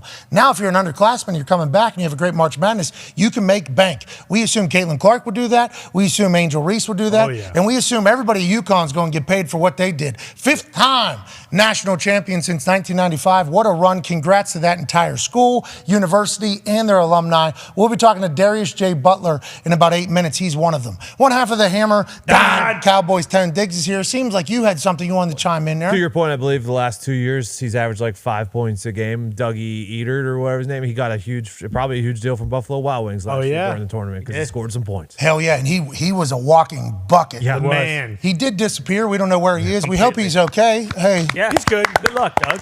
Hope the hoop is still the same size. He'll be back next year. Speaking of being back, ladies and gentlemen, 14-year NFL corner, icon, all-pro, Adam Pac-Man Jones. How about you, Pac? Welcome back down to altitude, pal. Joining us now from an attic in Ohio. This guy. He's a man who's a college football national champion, a Super Bowl champion, a Ryder Cup champion, COVID survivor, and a father of 10. The all-time leading tackler for the Green Bay Packers, AJ Hall.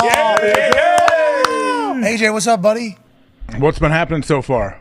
Just a bunch of bullshit. Old buddy was in the clouds so long, we had to bring him back down. Yeah. Pac-Man was up in the lab. We had to do one of these. Mitt. Like you had to pull Mitt down every once in a while. It's happened to a few different people we've had to bring back down to earth. We got them down there, explosive shots. I mean, it was all out there. AJ, we had a conversation with Daniel Jeremiah. He talked about Jalen Carter in the reports that came out yesterday that he and Drew Rosenhaus, his agent, are only visiting top 10 teams in the draft pick choice line, and there are nobody else. And after what happened at the Combine with Jalen Carter, where he literally got arrested in the middle of it for a situation that's incredibly sad back in Athens, Georgia. And then obviously at the pro day where, I mean, I've seen a lot of D linemen go around bags. That was some of the worst I've ever seen. I think the internet, who doesn't have to have like a keen scouting football eye, could look at that and go like, that does not look great.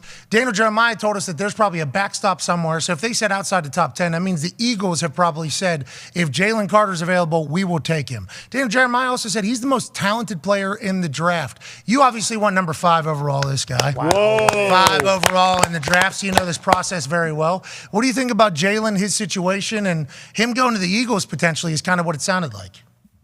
Yeah, I mean, you think about him on the Eagles. The dude is so – they use the term with him, twitchy, don't they? And especially for an interior D lineman to be twitchy like that and have multiple pass rush moves and be such a disruptor, that's what it is. But are people more worried about, I guess, whatever's going on off the field, or are they more worried about when he showed up to pro day and he was a little bit heavier and didn't look good and couldn't finish? That's what I would be worried about. So I think all of it, right? This is like whenever you see somebody run a sprint and they don't touch the line. It's not about the inch that you missed there. It's about if you're willing to not touch the line, what else are you willing you know, to not do. Like, it's an indicator almost, I think, is what people who are looking for downfalls of somebody after they have a bad one. It's like, could we have seen the red flags, people ask in the future? And then leading into it, some people go, well, if he's not doing that, is he doing this? Is he doing this? Is he doing this? Like, it's hard not to kind of get in that trap.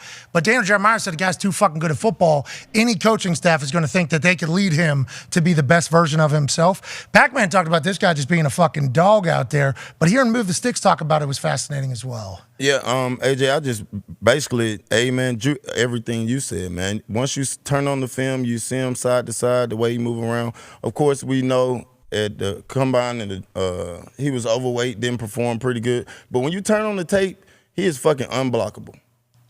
He's unstoppable. So I don't even think the off-season stuff is gonna bother him, because if you look at the tape, it's nobody that you can find that you can pair on the defensive side of the ball that's a game changer like him. AJ, did you know you were going to the Packers? How'd that whole thing go? No, I did not really know. They didn't bring me in for a visit like other teams did and all that stuff. They kind of kept it quiet. Ted Thompson was the GM back then. He kept everything kind of to himself. I don't think a whole lot of people ever knew. Okay, I called him Ted Turner. What's that? I was about to say the Saints were about to take him at 2, so AJ could have been, 5 might have been his backstop. So did you take visits to how did that work? Because it's top 30 visits, right? You get teams get to give out top 30 visits. Their top 30 prospects they're allowed to bring in. Now the Packers didn't bring AJ in. They took him at 5. So there's a lot of bullshit going on with these top 30 visits as well, because they're all being reported publicly, and you want teams to know who you're interested in, not know who you're interested in. It's a big game of poker. It's a crazy game of poker going on right now. Poker face. You say, I say hi. I say revolution, we say hi. That's happening right now, though. I think that's an Ohio band. I'm not 100% sure if they are. Ohio State. Yeah, they performed at Ryan Hawk's event. With Bob Carpenter? Yeah, Bob Carpenter. Yeah, Mark did. Yeah. Oh, yeah, Mark did, acapella with the OARs that we're talking about. Shout out, throwback. But it is like kind of all deceptive right now. Did you take any visits, or how'd that whole thing go with you? Yeah, I took visits. I don't know, maybe 5 or 6. Like, I went to San Francisco, I went to Detroit. Tennessee, Jeff Fisher, I saw him. But the Raiders actually tried. So I was still in school at the time, too, so I had to work it out around my schedule. I was taking finals, all this stuff. Sure. And at the very last second, right before, like the weekend before, the last date you could take a trip, it was Easter weekend, I believe. I think the Raiders wanted me to come out, and I declined. I was like, I'm done taking visits. He has risen, bro. Okay, so I am done. I am It's Easter coming up. I knew, like, hey, this is my last visit. I'm still in class, all this. We'll go home for Easter. And they tried to get me out there like a quick thing, and I didn't have a feeling like they were going to take me anyway. So with my agent was like, hey, it's up to you. Like, whatever. I'm like, all right, I'm cool. I'll stay here. Would be hilarious. What number was the Ravens that year? What number did they pick?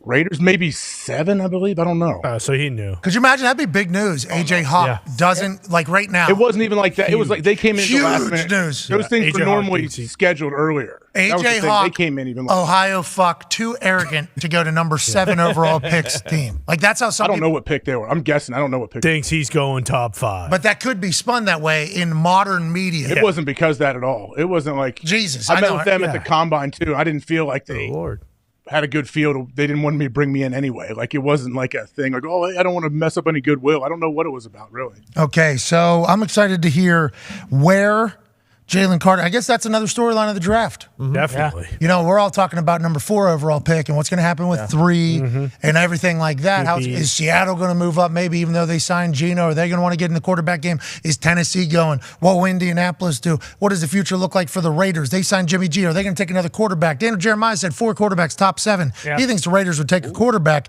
if a quarterback's available. If you listen to how he laid that out and said he doesn't want to project trades, now it's like Jalen Carter, Bijan Robinson. We're starting to get these storylines. Look at us. Here we go. Hey, Draft Spectacular. Come on. We have some hilarious surprises for Draft Spectacular tonight, AJ.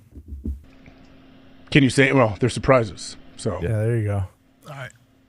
AJ? Way to put that Give us a hint. Give us one hint. I want to let everybody know that we have explored the space. Yeah, space will be used. The space will be explored. With what is available, what can we do for the Draft Spectacular? Because last year I guess was a little bit quicker. This year should be as well because there's only 31 picks. The Miami Dolphins don't have a pick. But that thing could turn into a 5.5-hour affair. Yes, it can. So there's a lot of what will keep us entertained. COVID, you know what I mean? COVID year, it was like 6 hours.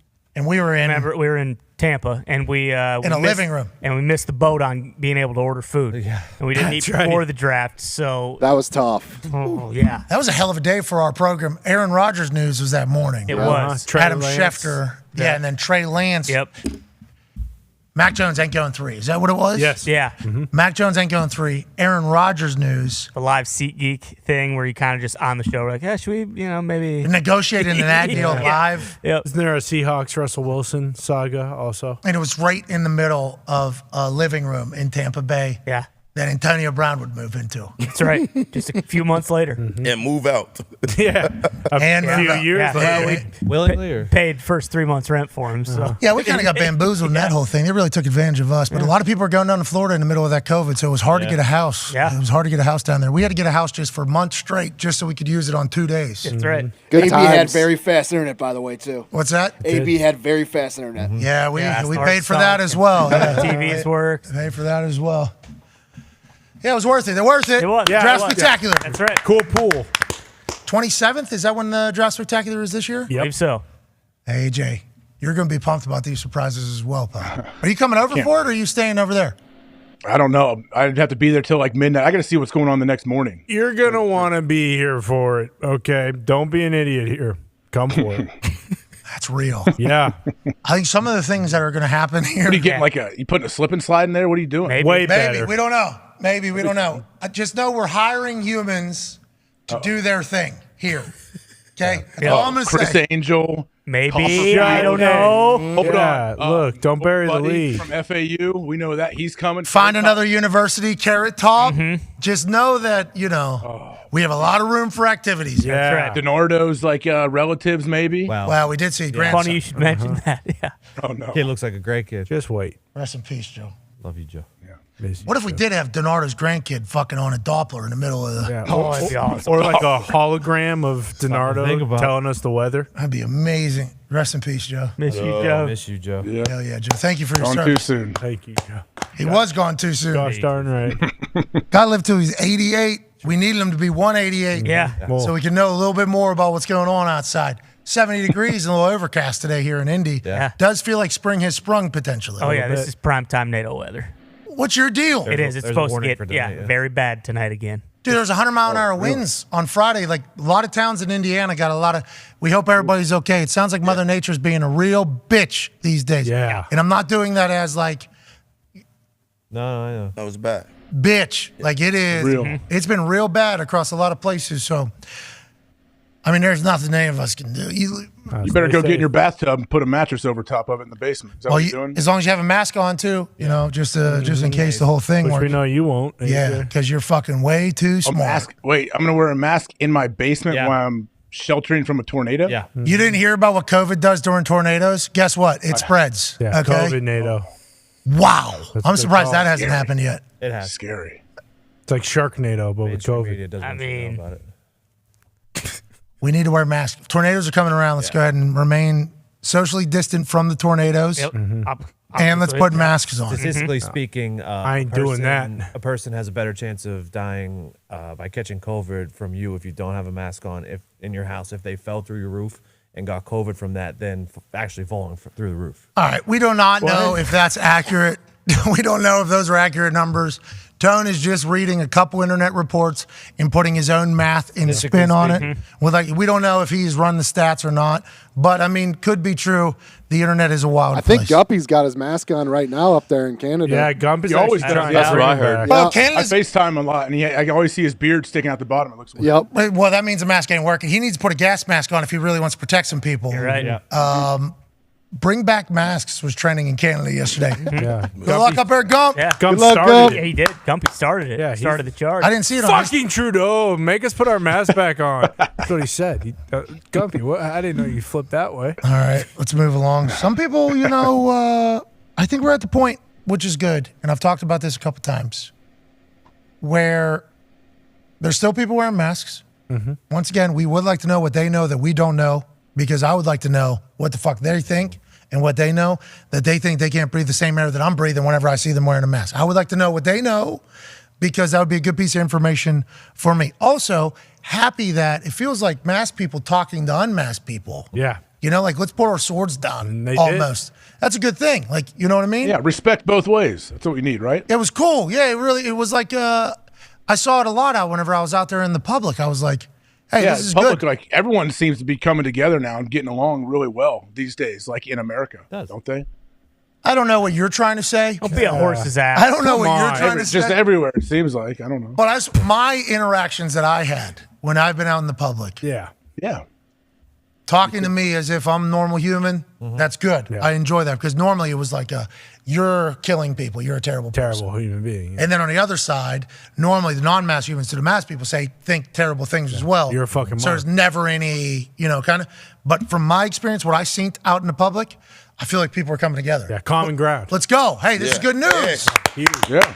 This is good news. We're happy about it. So, Tone, keep your fucking false stats to yourself. Shut your mouth. Okay, because the world's starting to get along, it feels They like. weren't. Some guy I saw went through a roof and he survived, but he caught COVID from the family inside, and then he unfortunately passed away from COVID. Well, rest in peace to that gentleman. That sounds like a terrible way to go out. Yeah, it does. Flying through a roof. Yeah, he would be probably cool. died going through the roof, though. No, Pac, you don't know that. You do not know. We do not know. We are not diving into this. No. It's a valid question from Pac, though. Yeah, it is. Oh, okay. All right, yeah. Darius Butler was supposed to join us about 4 minutes ago. We are having FaceTime connection issues. Hope it is not a storm issue. Hopefully it's just a tech issue and we'll be able to plug it back in. A lot of fill been happening since when Darius was supposed to be on. Now let's dive into an actual news story. If Darius gets on, which we hope so, he would just jump right in. Odell Beckham Jr. allegedly offered a contract by the Baltimore Ravens. They do not have everything figured out with Lamar Jackson just yet, AJ. But Ian Rappaport said yesterday there's a chance that they get a deal done still. Ravens and Lamar, even though the letter to the fans from Lamar Jackson sounded like that conversation is probably sailed. That ship is going. What are your thoughts on OBJ getting offered an opportunity to go play for the Ravens? And also the Ravens may be investing in a weapon. That sounds like a big deal. First time ever. Yeah, if they did offer him a contract, I'm sure it feels good for Odell to get something on paper that he can look at. But also, I would assume he instantly is in contact with Lamar saying, hey, man, what's the deal? Like, there's no chance I'm even going to talk to these guys further probably if I don't know if you're coming back or not. So listen to what the Ravens allegedly have tried to do. They make an offer to Odell Beckham Jr., allegedly, via Schefter. Yeah. Schefter fucking knows everybody. Let's assume that Schefter's right. Setting on NFL Live, that's our NFL show. A lot of people from the NFL watching that show, wanting everybody to know that they did that. They also tried to get Darius Slay. Did you hear about this? Darius Slay has confirmed a report that he was this close to ended up with the Ravens. Ultimately, in the end, the Eagles didn't want him to leave their building or trade him, so they get an extension done to pay Darius Slay again. He remains in the back of a very stacked Philadelphia Eagles defense. Yeah. Here's him addressing the Ravens rumors, and shout out to Ravens fans learning a lot about what their team's at least trying to do to build up some weaponry in a squad around Lamar if they're able to get Lamar back. This close. Oh, A Baltimore Raven. I was this close. This close. But, I wanted to be Eagle. I stayed an Eagle because I know me and Howard was going to figure something out. But the Baltimore Ravens was the first team that called, and they offered just what I wanted. And I just said, hey, the Eagles do that, I'm going to stay an Eagle. So it was nice now, man. I almost was a Raven. I was almost a different bird. Okay, so almost a different bird for Big Play Slay there. Love that he has a neon light over the left shoulder, and also his setup. It sounds spectacular. Shout out to Darius Slay. This feels like the Ravens story now if we go back. T.Y. Hilton, former Colt. He played for the Cowboys this past season. Before he signed with the Colts 2 years ago, he said, it was the Ravens. We're almost the Ravens. I think Juju Smith-Schuster. Before he signed with the Chiefs, almost the Ravens. And then now you're hearing Darius Slay, Big Play Slay. Almost the Ravens. And then Odell Beckham Jr. here. Whenever he signs somewhere, if it's not the Ravens, we'll probably say almost the Ravens. It's almost like I think Harbaugh's probably saying that to Lamar. Like, hey, we are trying our absolute best. For one reason or another, is it business they're not able to get figured out? And does that mean that there's zero chance that they figure out the Lamar Jackson? Or is it the situation as a whole over there? I think that's what we're all asking ourselves now. Yeah, and who is holding things up? What is the problem there? And with Slay, if they had already extended Lamar and it looked like he was going to be back, would Slay have jumped on that offer right away? Possibly. I'm sure he looked at it a little harder. Same thing with Lamar Odell. was set. Yeah. Now with Odell, too, that's what I'm saying. Like, nothing Why would a receiver sign there right now with the Lamar in limbo? We don't know what's happening. Slay's still a guy in the back end. He's a dog. Yes, he done played unbelievable. Last year, he was one of the top 10 corners. He was in my top 10. But I'm tired of this almost shit. We keep hearing almost. Get Lamar fucking done, bro. That's what we want to hear about the Ravens. We want you to take care of Lamar first. We don't care if you sign OBJ. That is not even a fucking topic right now. Oh, we want to sign OBJ. And we want to know what you want to do with Lamar. I think Lamar is the thing that has to get figured out. Yes. But is this all the Ravens trying to prove to Lamar that they're trying to become a team that could potentially go on a run? Because with the lack of weapons and everything they got going on over there, it has been strictly the Lamar Jackson show. Joining us now is a man who 9 years out of a corner, nickel, and safety. That's right. Drafted in the second round to go to the New England Patriots, ended up with the Carolina Panthers and the Indianapolis Colts. Massive brain, host of Everything DB and the Man to Man podcast. Ladies and gentlemen, Darius Butler. Yo. Hey, what up, fellas? Hey, we'll talk about UConn getting back into sports relevancy, huh? Here in a bit. But let's wrap up. That's normal. We used to it. No big deal. Not really. That is not the case. Oh, it's fifth one. 11 for the women. It's what we do. It's a basketball school. Okay, we had a good run football. It's a basketball school. We used to it. We can talk about whatever. You're right. Fifth one since 95. You and I were 8 years old then. Blue blood. Yeah, absolutely. Hey, shout out to you. Hey, shout out UConn. We'll talk more about that later because obviously the city's burning down. But let's talk about a city burning down and the fans being very disappointed in their team. Sounds like Baltimore's been in play for everybody, and they're not able to get the deal done. What do you think it is, Darius, behind the scenes that's figuring it all out? The obvious answer is like just take care of Lamar, and then people will be ring chasing to Baltimore. But it's almost, it feels like with everybody. Yeah, I'm right there with Pat. Forget the almost shit. Take care of the big domino. You know, you got to lock up Lamar and receivers, other players, Slade, all these guys aren't going to pull that trigger unless you got that quarterback position sewn up, especially players that are in that second, third contract. Like, they're trying to go somewhere and win, play good ball, lock up Lamar. Obviously, Lamar demanded the trade, asked for a trade. I felt like he should have did it the day they hired this new OC, who's been back and forth from college. I know he's done some great things at Georgia, but I think Greg Roman and that offensive system has held Lamar back and has lessened his value across the league, because a lot of players, all the players know he's great, all the fans know Lamar is great, but it's kind of split when it comes to like GMs, owners, and people like that who are really making a decision. I think a lot of that is because of that system he's been playing in. You're down in South Florida, and obviously Lamar Jackson Entertainment I-775 is down there, and we have yet to see the video, right? Right, still not out. I like what he's doing. This is like when people say, hey, album's coming next week, and then 2 months later the album comes. Yeah. You know, so you can kind of build up the hype. Classic. What are you hearing out of Lamar Jackson's camp, and what are your thoughts on Lamar? Do we know anything at this point of what he's commanding, demanding, or expecting from anybody? And wouldn't that be a nice piece of information for the world to have, potentially, Darius? Yeah, it's you know, and I've been saying it. Obviously, you got to respect the man to do things how he wants to do it. But, you know, it's the agent. It's where the agent, what I think will come in and move things forward, or put out a long-ass press release like Collins did and then get them paid and things like that. But you hear reports about, obviously, Schefter dropped the 133. I think I was there when that came out.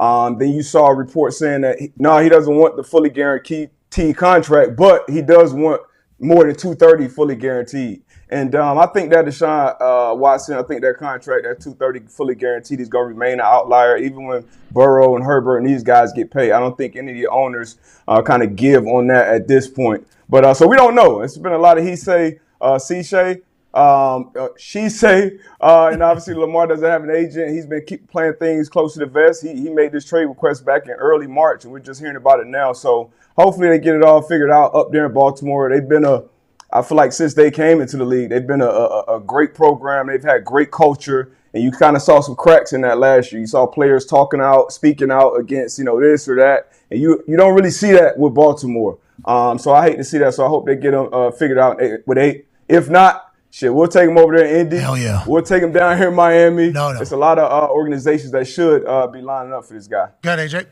Hey, D, but I'm sure you've seen the pictures of Will Levis and how jacked the dude is and how good he looks, and people's opinion on jacked quarterbacks and their success in the NFL. What do you think about that? What do you think if, say, the Colts want to take a shot on Levis? Ooh. Whoa. Hell no. I'm going to be honest. And honestly, I hate doing the pre-draft thing because I don't want to be the guy who, fucks up somebody's money, right? I want people to get paid. I want people to go as high as possible. But speaking as a Colts fan, Being somebody who's watching the film, no, I wouldn't do it. Does he have a strong arm? Yes.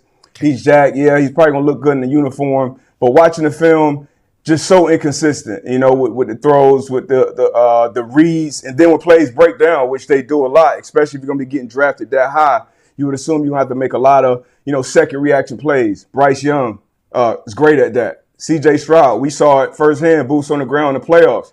He's great at that, a lot better than even I thought. Anthony Richardson, you would expect that he'll be great at that, at least early in his career, and he'll continue to develop. Will Levis, you don't really see it. You see the strong arm. You do see it. Strong arm, compact release. He would have to be coached to be a pocket quarterback, and I wouldn't take that. No chance, no way. I would try to trade that 4th pick before I went with Will Levis 1,000% if I'm the coach. So Anthony Richardson's 3 after watching the film in your eyes, clear? Yeah. I think it's clear cut. He's ahead of Levis. I mean, I wouldn't be shocked if Hooker went ahead of Levis, but I did see the 33rd team put out something a couple weeks ago that had Levis as their number 1 quarterback, which completely shocked me. So those guys obviously been around it and made a lot of decisions a lot longer than I have. So but I just don't see it on the film. A lot of people love him, but I absolutely don't. We love Hendon Hooker. Yeah. He's fucking large. Huge. Big son of a bitch. He's a large gentleman. He also beat Bama. So, that is something to think about. They put up numbers, and their offense had option routes for the wide receivers. So you would think he would be able to adapt to the NFL game. And before he had his surgery, he was moved. He could move. Yeah. Huge. It's 2000. And we think, modern medicine, I mean, we expect him to be pretty close to that same player, athletically. It's not like he's Anthony Richardson, but I like Hooker. I wouldn't be surprised if he goes in the first round. I think he's a first round talent quarterback. I think only a year younger than Lamar Jackson. But I definitely take Hooker even before Levis. But once again, I've been wrong with some of these. I didn't see it with Daniel Jones coming out when he got drafted where he did. He just got paid again, so he's doing something right. So it's not it's a crapshoot in this draft. That's every single pick. A first pick overall could be a guy. Pick 222 could be a guy. Oh, yeah. Mr. Irrelevant could be a guy. And you have no fucking clue in between. You have no idea what money, time, and pressure is going to do to somebody. And you just got to hope you can. Coaches too, man. Obviously, coaching is important in the room. Shit. The room you go into. Well, situation, that's why Carolina signing Andy Dalton is such a massive deal. For the quarterback, because Andy Dalton, Josh McCown, and Frank Reich. That's actually 50 years of backup quarterback play around whoever the rookie quarterback that's coming in. Feels like they're on a mission to have great success at the quarterback position, but that could fucking fall out. Injury could come out of nowhere. Literally, an injury to an offensive lineman could change everything for the quarterback for the rest of their career because of how the offense is supposed to go. The NFL is impossible to predict. What you just said about Will, though, was a little bit alarming because I think they were starting to put him at the Colts on all these mock drafts. We shall see. Pac-Man has something for you, D-Bud. What's up, D-Bud? What's happening, Pat? Hey, bro, with all these offseason transitions, not too many in the defensive back room besides our boy going down to Miami. With that being said, what's your 2 top groups? Of course, the Eagles are in it. They got their same group back. Yep. So we'll leave them where they at. I think Gilmore leaving Indy is a big hurt for Indy. Okay, let's just move. As far as the leadership, there's no reason for you to bring that up. Indy sucks, doesn't. And everybody, I just heard Slade say he almost went to Baltimore. Both of their corners still there. So I was just sitting here thinking maybe guys are going to getting 3 really good corners now because I like it. They throwing the ball 90% of the time. So my first question was, who are your top 3 defensive groups as far as corners? And third, my second question was, are the defense now going to get 3 good corners instead of having 2? I mean, they need to. I like that mindset because that seems like what the offenses are doing. They loading up on these weapons, having at least 3, 4 viable passing weapons out there, so you need guys who can cover them. But the top groups right now, you mentioned it, Jalen Ramsey. You get a guy like that in his prime. Coming down to a place where he wanted to play. So it's not like he was reluctantly traded. He wanted to come to Miami. I'm sure going from Cali to Florida, that money-wise, those checks are going to look a lot different. But he's coming to Miami, teaming up with X-Man. And then you got Javon Holland, who's dynamic on that back end. Brandon Jones, he'll be coming back off an injury. So Miami, right up there with Philly. And Dallas, you mentioned it too. Dallas, Trevon Diggs, Steph Gilmore. You got Donovan Wilson. They re-signed him. J-Ron Curse. We'll see what they're doing with Malik Hooker. A lot of big, fast guys who can move around, fly around, and get their hands on the ball and turn it over. And then you got dogs up front who can get after the rusher as well, after the passer as well. Same thing in Miami. Bradley Chubb. We traded for him last year. He was a little hurt. He should be fresh. Got the young kid out of UM that we drafted a couple years ago too. So I would go with those two groups: the Dolphins and probably the Cowboys right now, and obviously up there with Philly, Green Bay. They got some dogs over there as well. It's a lot of talent in these secondaries right now. How come Gilly just left the Colts? What happened there? You think, Debo? They did him a solid. Yeah. Honestly. You know, we all watched it last year, and he was one of the actually, I take that back. The defense as a whole, Gus Bradley had that defense playing well. But the offense was just obviously atrocious. But Gilmore he showed that he was still has some tread left on that tire and still in the prime of his career. So I think Chris Ballard and the Colts did him a solid, traded him. I think got a 5th round pick back. No. And then for the Cowboys, it was a revolving door on the other side of Trevon Diggs last year. So for them to lock that up with everything they have on that defensive side of the ball as well, with Dan Quinn staying in place. I think I think the Cowboys definitely got better with that. But Colts, I think they just did them a solid. We obviously got a lot of holes to fill right now. Indy might be tanking for Caleb. It's rebuilding year for you, Pat. It's okay. Yeah, bring in Caleb Williams next year. You'll rebuilding year. We're the 4th overall pick. We already had one of those. What are we even talking about? Yeah, but that was a shitty year before the rebuild. You had a good, solid guy at 4, or maybe move back a little bit, and then you tank again, and you get your quarterback next year. Yeah. And then if that doesn't work out, you just run it back. Pat, who are you taking that for? Me? Assuming Richardson and Levis still there. Well, I'm taking Anthony Richardson. Did you see he posted on his Instagram story? He had these cowboy boots on, shorts on. He had sunglasses on. He was walking through a field. And at one point, the song he was playing is like, I'm a Harley riding badass motherfucker, pretty much. And as soon as I saw the photo, I was like, give me that Bring him in. Give me that guy right there on our team. But I think like Gardner Minshew's here, okay? And I never expected. Solid backup, great backup to have. I never expected in my life to say, like, happy Gardner Minshew is an Indianapolis Colt. Like, I did not expect that to happen when Minshew Mania was running wild, brother, down there in Jacksonville. And then whenever it happened in Philly, when he came out, won, and then him and his dad had that moment afterwards. Like, I never thought to myself, you know what I'm going to say at some point in my life? Happy Minshew is like the starting quarterback for the Colts, but with Spikeman coming in, with his offense. That's right. And being like the way it runs and Gardner knowing the offense, if we were to get a quarterback that wasn't ready, who is ready for the NFL whenever you get drafted? Sure. I guess that's a much better question. Only seen a few come in and be ready off the rip. That's not a bad person, especially with what the immediate success we've seen with Jalen Hurts and what Anthony Richardson's body, build, and style is. It's like, that could be success for us. This dude's just a dog, dude. He's a fucking monster. And I was impressed with his throws. You watched the film, though. Florida sucked, okay? Stuck around him, Yeah, and the coach, a lot of people say, is just a no reason to bury Mr. Napier. He just got shut out in the Vegas Bowl. Great guy. Heard he's a dipshit. But he made throws. Anthony Richardson made throws that made you think, like, hey, this guy could be an NFL quarterback when you watch the film, because they're talking like this guy 2-3 years out. He doesn't have enough experience. Should have stuck around another year. Did you see some glimpses of NFL play? Yeah, I mean, I think C.J. Stroud and Bryce Young, I think they're really, really good and clearly a cut above. But, I'm sure the Carolina Panthers aren't 100% sure right now to not go with Richardson. It's probably going to be one of those guys, but Richardson, with his talent, you look at the film, obviously, you got to look at the film, especially at that quarterback position.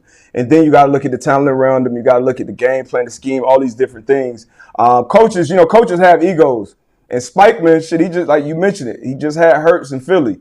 And Hurts, I think the best thing that happened to Hurts was him to get benched at Bama and then go play for Lincoln Riley and get coached. Because it's like you don't use it, you lose it. It's just like anything. Lamar Jackson, when he was with Petrino in Louisville, I feel like he was a better passer because it was more of a passing game that he, repped week in and week out. So if you put Richardson with a guy like that in a system like that where, you can still use your legs when you're young while you're figuring it out, It's some RPOs. It's throws that are predetermined sometimes.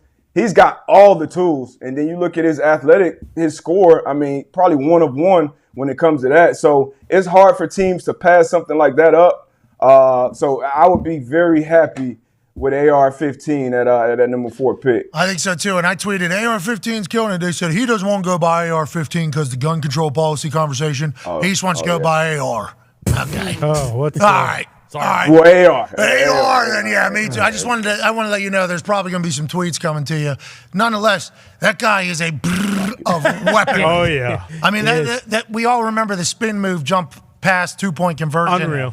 And then he goes to the combine, and it's like best in the history of quarterbacks, best in the history of quarterbacks, best in the history of quarterbacks. And that's not like, quarterbacks are just Tom Brady and Peyton Manning. There's been a lot of dogs that have come through the combine who have done quarterback-related things. And for him to be the best of all time, it's like, seems like everybody likes him. Team stunk, though, which is a worry. So that matters. You know, a lot of people were comparing him to Cam Newton. You know, Cam went to Auburn, went undefeated through the SEC, won a national championship, won a Heisman. Like, Cam produced and won. Jalen Hurts was in the Heisman conversation, won a national championship at Bama, I believe, always produced and won. So it is something to that. You got to produce, you got to win. And at the same time, we talked about how it's a crapshoot. Some of those guys come in, they don't do much in the league. But a guy like this, I think he's worth taking a chance on. And then the throwing, his throwing, it's not like he's not a natural. You always hear the term a natural thrower. Like he's a natural thrower. Like he has a natural throw. So I'll be happy about the project, especially with the revolving door that we've had at the Colts with that QB carousel year in, year out. At least get a guy that we can say, all right, he may not be the guy year 1, but we can see maybe year 2, year 3, year 4, he could be a guy that can take his place. We're getting to Cleveland, that jersey. Yeah. Getting close. Second most all time. Of quarterbacks, just like how many have started and how many had hope. And we've rolled through 2 to 3 good rosters. Yeah. You're still trying to find it. It is not it's not been a blast to watch. Hopefully we find at 4 what we're looking for. Or if we don't, Lamar Jackson, Get out there. potentially available. Go back to We're Steichen. Tone Diggs has. Hey, this boy hoping for a prayer over here. Hey, you need to relax. You need to relax. There's been a lot of rebuild year. Did you hear this? Oh, yeah. Thank you, D-Butt. Hell yeah. We need it, D-Butt, don't we? We had an MVP candidate in the backfield. Do you really think y'all have a chance in hell of getting Lamar? Let's be honest. It's money. It's all it is, right? Hey, we got the money. That's all it is. Jim Irsay. We got the money. He's got 4 pianos that are worth it. Well, y'all had time to pull the plug. Y'all ain't pulled the plug. Exactly. Jim Irsay's been worried about his concerts and everything else. Let's focus on Irsay been sending some cryptic tweets out though, and wasn't his playing in Baltimore? I'm hoping to play. He freed that whale though. He did. What happened? Which whale? What? Lolita. He freed her. Willie's. Really? Hell yeah, Jim. Been held in captivity for a long time. Jim got her free. Nice. Thank you. Thank you, Jim. Hell yeah, Jim. Shout out to you, Did she Jim. make it in the wild? That's what I'm saying. Yeah. Did Jim talk to the whale, and the whale was going to be able to get reacquainted to the rest of the whales? I believe he rode it on her back out there to make sure and good. swam back Dinner before today's Sammy? Lolita press conference in Miami Beach. Key players in a massive plan to finally free this 8,000-pound killer whale, Lolita. Where was he at? Down in Miami Beach. I don't know. Stay tuned as this dream Miami unfolds Beach. in real time. 52 years in captivity. You think that Miami thing wants to go Beach. back out to that freezing cold ocean? Lolita's probably like, what's going on? Am I going outside to 52? pee and coming back in? Or was I think that's Lolita? just a cover up. That's a cover up. He wasn't down here for that damn well. He was down here to meet with Lamar. That was a little cover up. Yeah, I'm down here to Lolita. Lamar. She's done too. She's dead right now. He is always tweeting and like cryptic. Not dead. Oh. Jesus. Yeah, she's out of there. Nah, he's 52 years. Okay, so Jim, Big Ten breaking. coming back. Irsay kills whale. No. That's the headline. No. That's Jim Irsay frees killer whale and in process lands big whale as quarterback. That's the headline. Okay, he's a hero. Certainly possible. There's a good chance Lolita was killed 15 years ago when it completely destroyed a SeaWorld worker, and they're like, all right, shoot this thing in the head right now. We can't have it killing these trainers anymore. I don't know if killer whales die from one shot in the head, but I do know that RPG. 52 years. RPG to the head and explodes. I'm not a How wild long do they man. live? How long can they live? Thousands and thousands of years. in captivity for a long time. Bro, 52 years it's been getting food just like this. Yeah. All right, jump. Yeah. Boom. Now it's going to go out there? 1,000. 50 to 90 years. That's fucked up. Actually, Yeah, it's owner don't like guaranteed. 90. 90 years it can live. That's nuts. That's in But captivity, after, I'd assume. After 52 years in captivity, you're going to just launch that Right, thing he into should the have ocean? guaranteed fish for the rest of his life at that place. Yep. Forever. I guess the owner don't like guaranteed. Oh, jeez. Boom. You're telling me Lolita was eating too much food. The owner of the Lolita whatever out the place was like, pasture. I'm sick of feeding this fucking thing. Shouldn't we free this thing? I watched Blackfish Thursday. or whatever. We Yeah, should get it out of here. that's right. Jim Irsay's like, you got it. What's her name, brother? Lolita? All right, sounds like Lamar. Oh, my God. There's 0% chance. She's getting tracked. They know she's alive right now for sure. Oh, yeah. No, Debo's right. So dead. Done. 52 years, bro.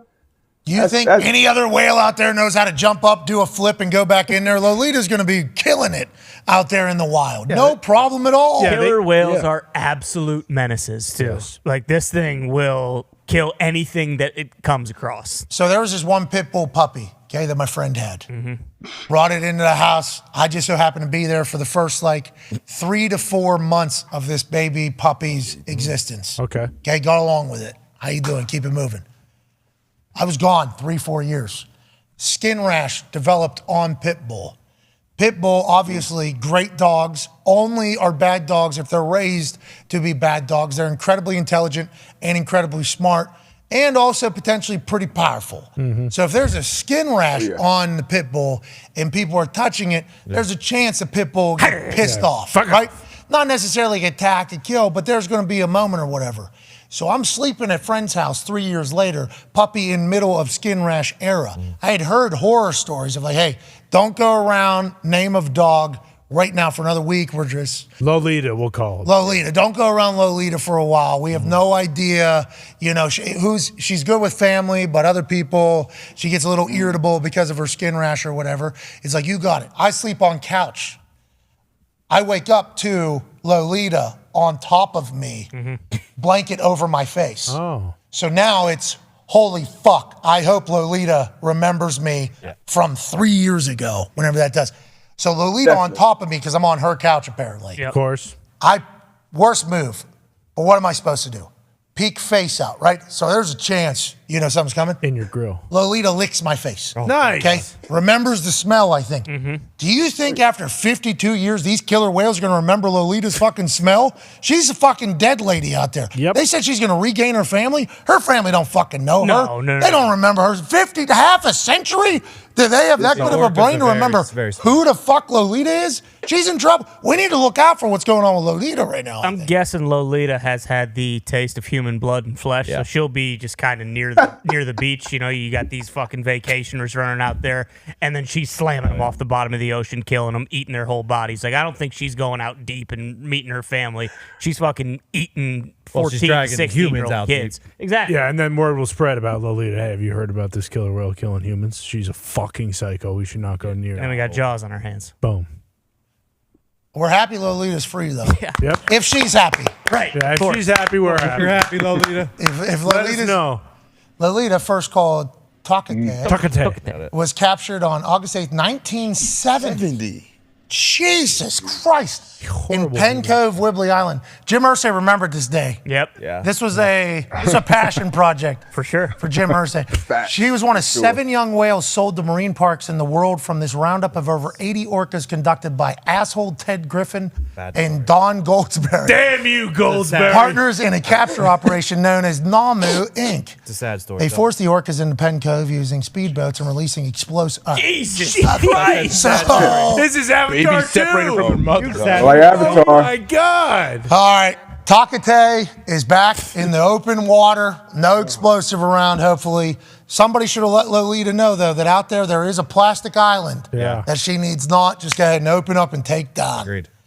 Good luck out there, Takate. Good luck, Takate. Takate. Who gave Takate? Was it birth mother gave Takate? Yeah. And they just knew that? No, Ted did. The guy that was putting explosive. Goldsberry? Yeah, Don Oh. Goldsberry. Yeah. Goldsberry, that motherfucker. Yeah, well, they're saying Takate is potentially on a mission to find those two. I would I be hope so. surprised. So And that might be, honestly, where she's headed. But What if it got on the land somehow? what if we find Takate on tail? You know, Yeah. walking around, flopping onto Ted Turner or whatever the hell. Yeah, right into Goldsberry's living room. Boom. Eating Remember his me, whole bitch? family. 1970. I haven't forgot because they got big brains, right? Oh, yeah. And D-Butt better watch his mouth, too. Might come up and smack him in the mouth, too. Yeah, this is all cover up for Lamar. Yeah, fucking watch the shores, pal, whenever you're close. Keep an eye out for Talk It. I keep an eye out. I keep an eye pierced. Tone has a question for you about football, I think, not Talk It. D-Bet, a lot of people have, I don't know if you've watched tape yet or not, Devin Witherspoon and Christian Gonzalez as potential top 2 corners. Witherspoon, top 10 passing defense at Illinois. Christian Gonzalez, bottom 10 passing defense at Oregon. Does that matter to you? Like, is that something that you think matters if one was part of a really good pass defense and one was shit? I mean, nah. Honestly, nah, not when it comes to the draft, especially at that position. And watching those two guys. Now, Witherspoon, that Illinois, that whole secondary was very, very talented. But Witherspoon, dog, smaller guy, but he'll come up. He remind me, honestly, a lot of Vontae. Like, he'll come up and smack you in the mouth. He'll blitz, he'll cover, sticky in coverage. You know, a little handsy at times. Definitely going to have to work on that in the league. But I love him. A lot of people have him as the number 1 corner. I got him at number 2 after Gonzalez. Gonzalez, like, a lot of the things that he does, like, you can't coach. First of all, his size. I heard Pat ask DJ about the size thing earlier, but his size, but at that size, his ability to move, how he moves, his calmness, you know, when that ball's in the air, and his ball skills. Like, those things you can't really coach. Like, you can coach a lot of shit. Like, those ball skills, those are kind of something you naturally have. You can get better at it, but naturally he's just comfortable with the ball in the air. And with the game how it is today, that's a guy I want on my defensive back end. Somebody who's big, who's fast, who can play, who can tackle, but also when that ball goes up in the air, he can definitely come down with it and make you pay. So I got Gonzalez. And then he blew away the combine. I think went 4.38 at the combine. Checked all those boxes there. So, yeah, I think Gonzalez most likely to be the first corner off the board, but I wouldn't be mad with Witherspoon either. To who? Ooh, I don't know. I have to ask Mitt about that, but Smart. D-Butt, I'm seeing Detroit a lot there. Very smart. He had Skowronski. That'd be great with Detroit. With the 2 young guys they drafted off the edge last year. Yeah, I would love him in Detroit. But they just went.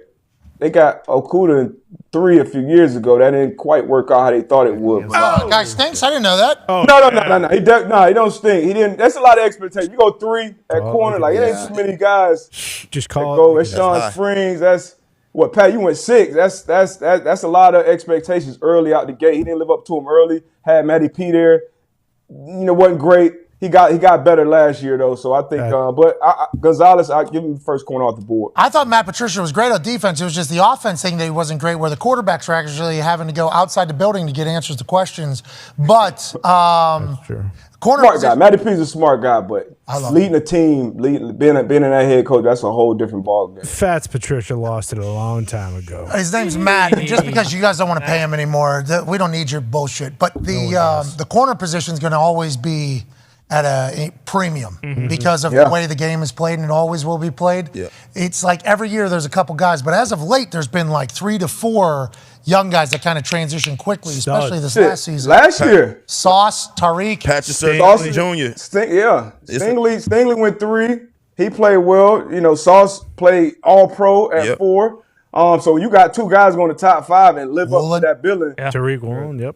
You know, Tariq Woolen was a late-round pick. He played like a damn all-pro as a rookie. Patrick Surtain was the best corner in the league last year. He's in his, 3rd year now. So, yeah, guys are coming in playing great early. Deontay Banks, too, is another corner I keep eye on out of Maryland. You know, tall, can run. But I always like ball production. I like corners that get their hand on the ball. You got to get your hand on that tape. I would like to see a little more of that, but I like him as well. Do you tell him, JPJ allegedly going to the Patriots potentially and that whole thing? He is a dog, just like his dad's a dog. He'll be first rounder, yeah. I just want to let all these young corners know that if we were going one-on-one with their size, I'm bodying them. Yeah, that's right. Just like Connor did to Pac-Man 2 weeks ago. Bingo, smart. Ty has a question for you, Darius. D-Bot, everyone knows you are a diehard Dolphins fan, maybe the biggest that I know outside of Gumpy. It's pretty close, though.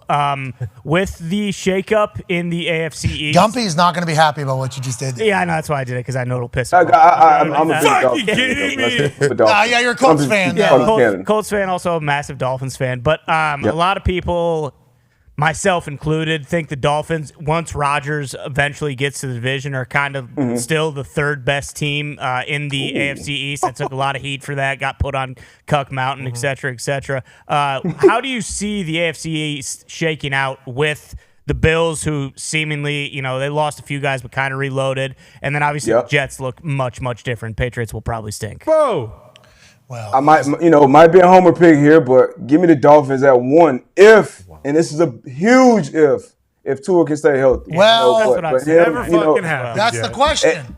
It's a huge if, but he played great last year when he was healthy. Yes, he did. Having a year under his belt with Tariq Hill and Waddle, having those weapons, and been with Mike McDaniel, having another year in that system. If he can stay healthy, and then what they've done on defense, give me the Miami Dolphins. I love the Mike White signing as well, because of Tua's health. If he does have to miss 3-4 games, we know Mike can come in and play well, play great football behind him. So give me the Dolphins at 1. And honestly, I think the Jets will jump the Bills if they get that A-Rod move. And then, because I expect somebody else to come once A-Rod is there. You already got Garrett Wilson there. You still got Elijah Moore, I believe, on the roster. But if Odell comes there, if somebody else comes, you got Lazard.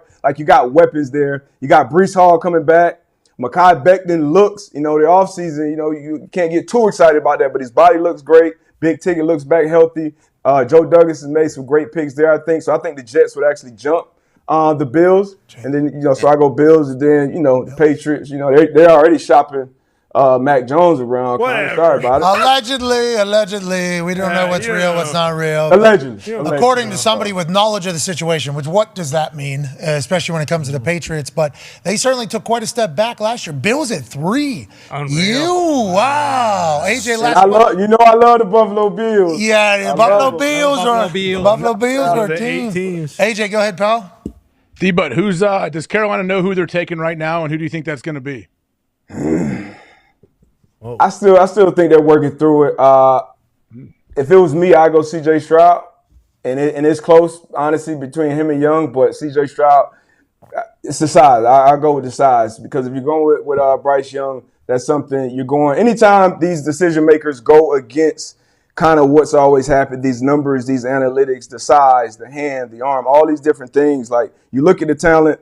But then you look at, okay, what has been done before? That's a part of the reason why Lamar hasn't been paid yet, because we haven't seen a quarterback that plays like Lamar, be great into their 30s. So that's a part of it. It's not just about what the player's doing on the field, but it's about projecting out over the long term. But watching it from the outside in, just a viewer, seeing how Frank and Co., new OC, Thomas Brown, how they're interacting with these different quarterbacks, I would say C.J. Stroud will be that number 1 pick out of Ohio State. The best ability is availability. Hell yeah. Speaking of available, I think there's a few buildings up at UConn not available today because of what UConn students did last night. How was last night for you as a UConn alum? Congratulations to you, brother. Yeah. Hey, appreciate you, man. It was electric. Anytime your school wins a natty, it's fun. Obviously, all the alumni, you start to connect again. A lot of people went to Houston. I didn't make the trip to Houston, but it's great. It's a basketball school. It's good to see them back on top. Nobody really expected them to be in that position.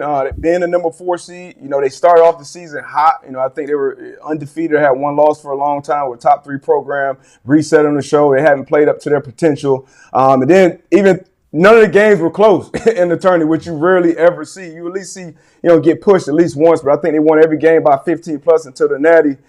3 guys on the team were observing Ramadan, so weren't eating and drinking until sundown, which is tough until obviously the later game. So shout out to that whole squad, man. A lot of the old alums were in the building. Obviously, they were having a hell of a time on campus. There's nothing out there. It's in the middle of the farm, Storrs, Connecticut. They get that little fire. That was a little punk ass fire. That wasn't that wasn't no real. That wasn't a Morgantown fire. I agree. It wasn't a Morgantown fire. Yeah, but wasn't a Morgantown fire. The battering ram through the glass. Sweet. That was a lot of effort. Yeah. And I guess whenever you win a natty, the shits happen. Yeah. Mm-hmm.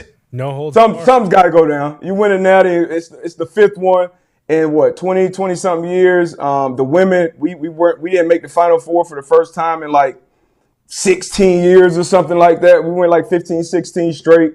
And then we had the best Final Four, the best Final Four, the women's game. And see, I think overall for the women's game, And I've been a huge follower of it, going to UConn, been a part of a school with that program, playing with those girls in the summertime. A lot of these guys on the Twitter and on Instagram, oh, I go out there and do this. Hey, these girls, I promise you, these women will bust your ass on that court. Did you practice against them? Did you practice against them? Oh yeah. Every summer. And Gino would be out there. He'll be out there. He would love it because obviously, you know, you playing out there with a bunch of football players who played basketball in high school and still feel like, you know, they can go. And obviously, we went back and forth. We went back and forth. We won some. They won more because they'll be out there running plays and shit. We'll play with the women's ball when we played against them. Tarasi will come back. Barbara Turner, all the OGs will come back and play. So that basketball family up there is crazy. Like the legends that always stay connected to the program. They give Calhoun. Once I saw Calhoun give that speech, I knew it was over. Yeah. Once he gave that 80 minutes, I knew it was over. But shout out to those Huskies, man. How them saying? There's something special in here, right? Yeah. We can all kind of feel it. 80 minutes away. What a quote. Yeah. What a time. Sweet. Congrats to all of you. Great to see you back. You've been golfing a little bit more. I see the hoodie there. Hey, I've been out there. I've been putting a lot of time in the range, so I haven't really gotten. That's smart. I feel like I gotta put a couple months at least in that range to at least get a swing.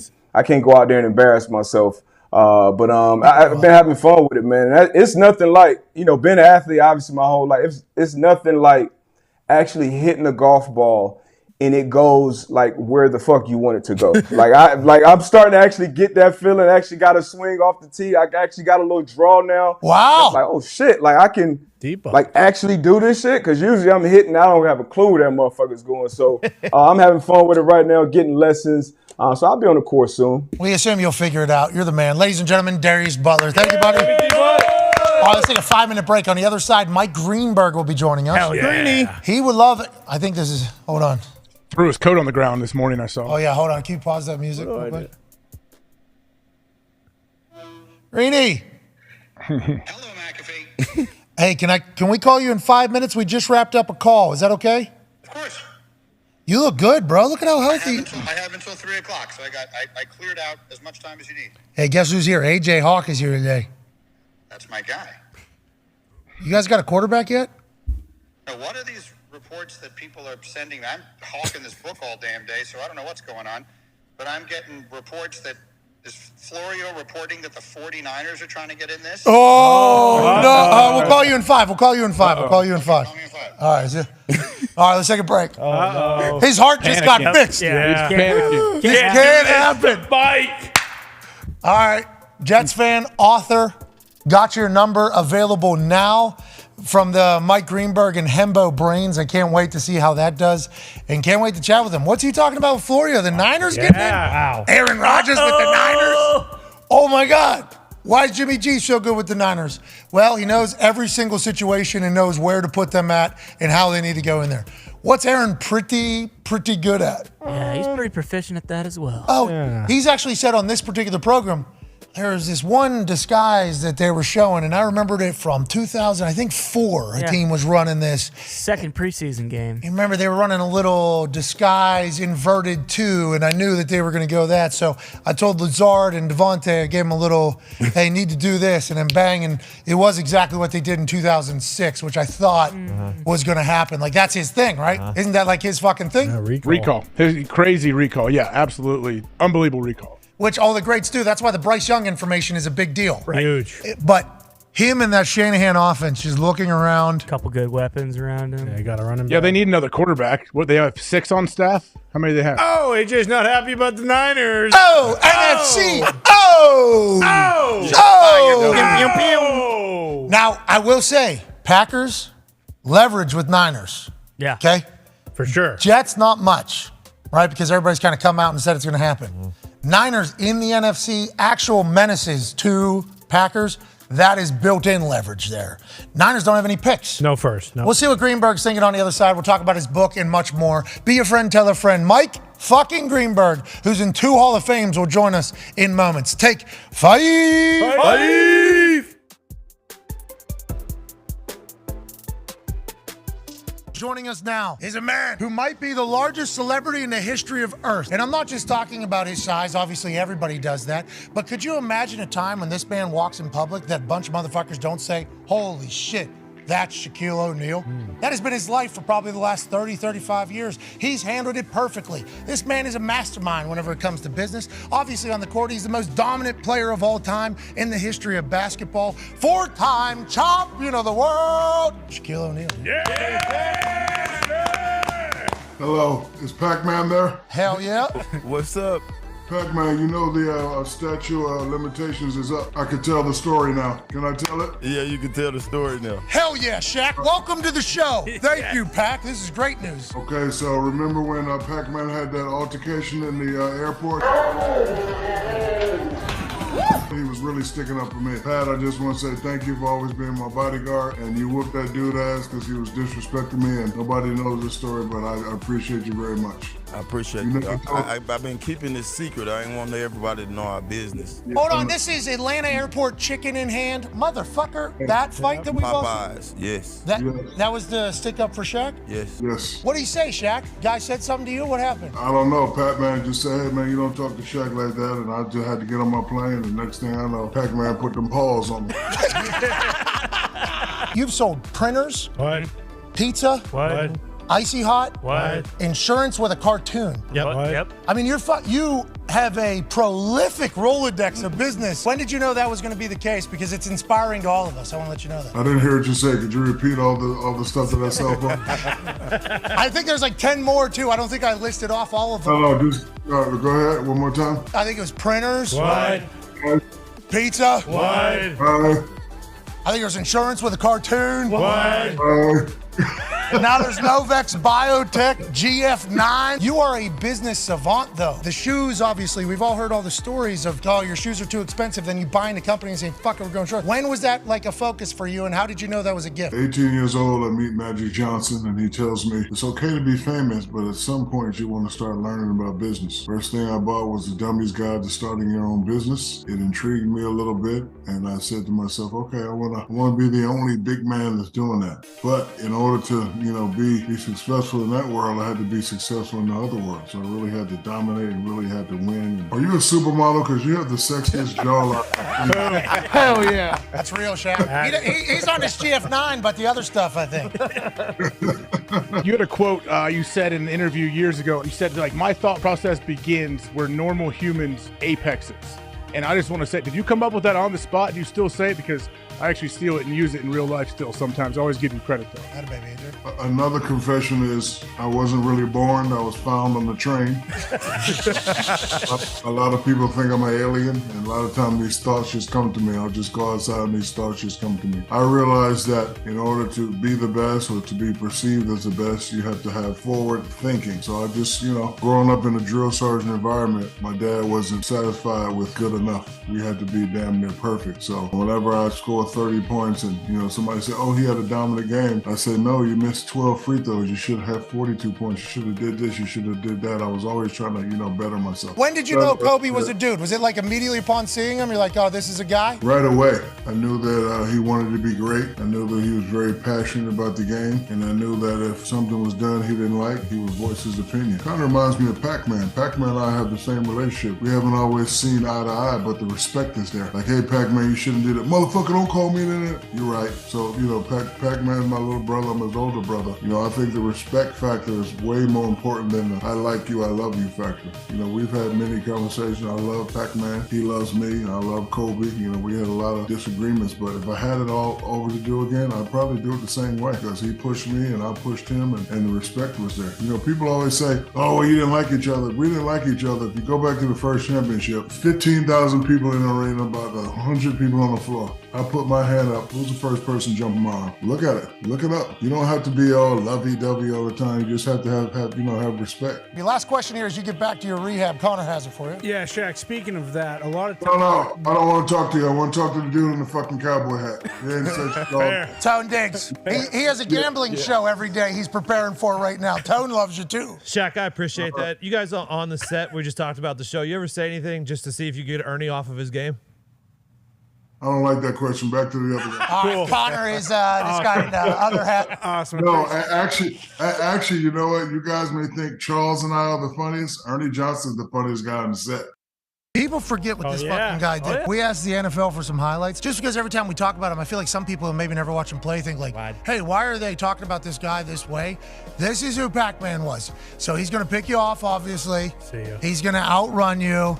And then we're going to have a good time, too. People need to know that we fucking scored a touchdown, Pat. Yeah, you remember these plays? You remember all these plays? I started that rule. Now you can't even use Boom! as a prop no more. Yeah. That was your thing ever since the beginning? Yeah. Because I think that's what we realized from watching these highlights. Like, oh, you were the guy that started jumping on that thing. Yeah. You did that every time you got in the paint, it felt like. Oh, yeah, I started that. We used to call it the Pac-Man slide in Tennessee. Bishop was like, man, you got to have fun when you get in the end zone. And they said we couldn't use the goalpost as a prop no more.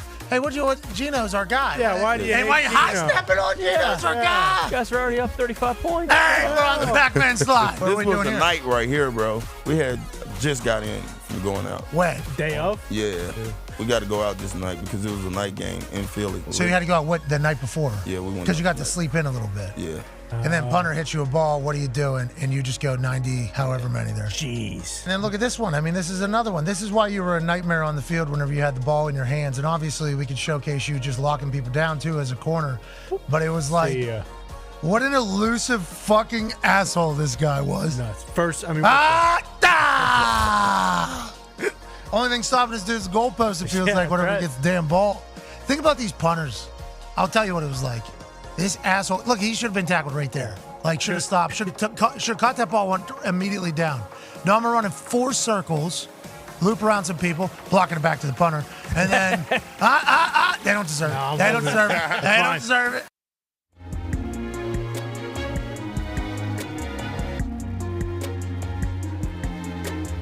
Hey, What? let's go. This show fucking stinks. And the fact that you listen, we are very, very thankful for it. AJ, you never cease to amaze me with your toxicity, pal. You got a couple of these? God damn it! What the fuck are you doing? Fuck Boston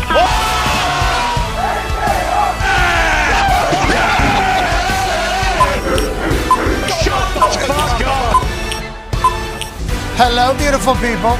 Welcome back to our humble abode, the Thunderdome.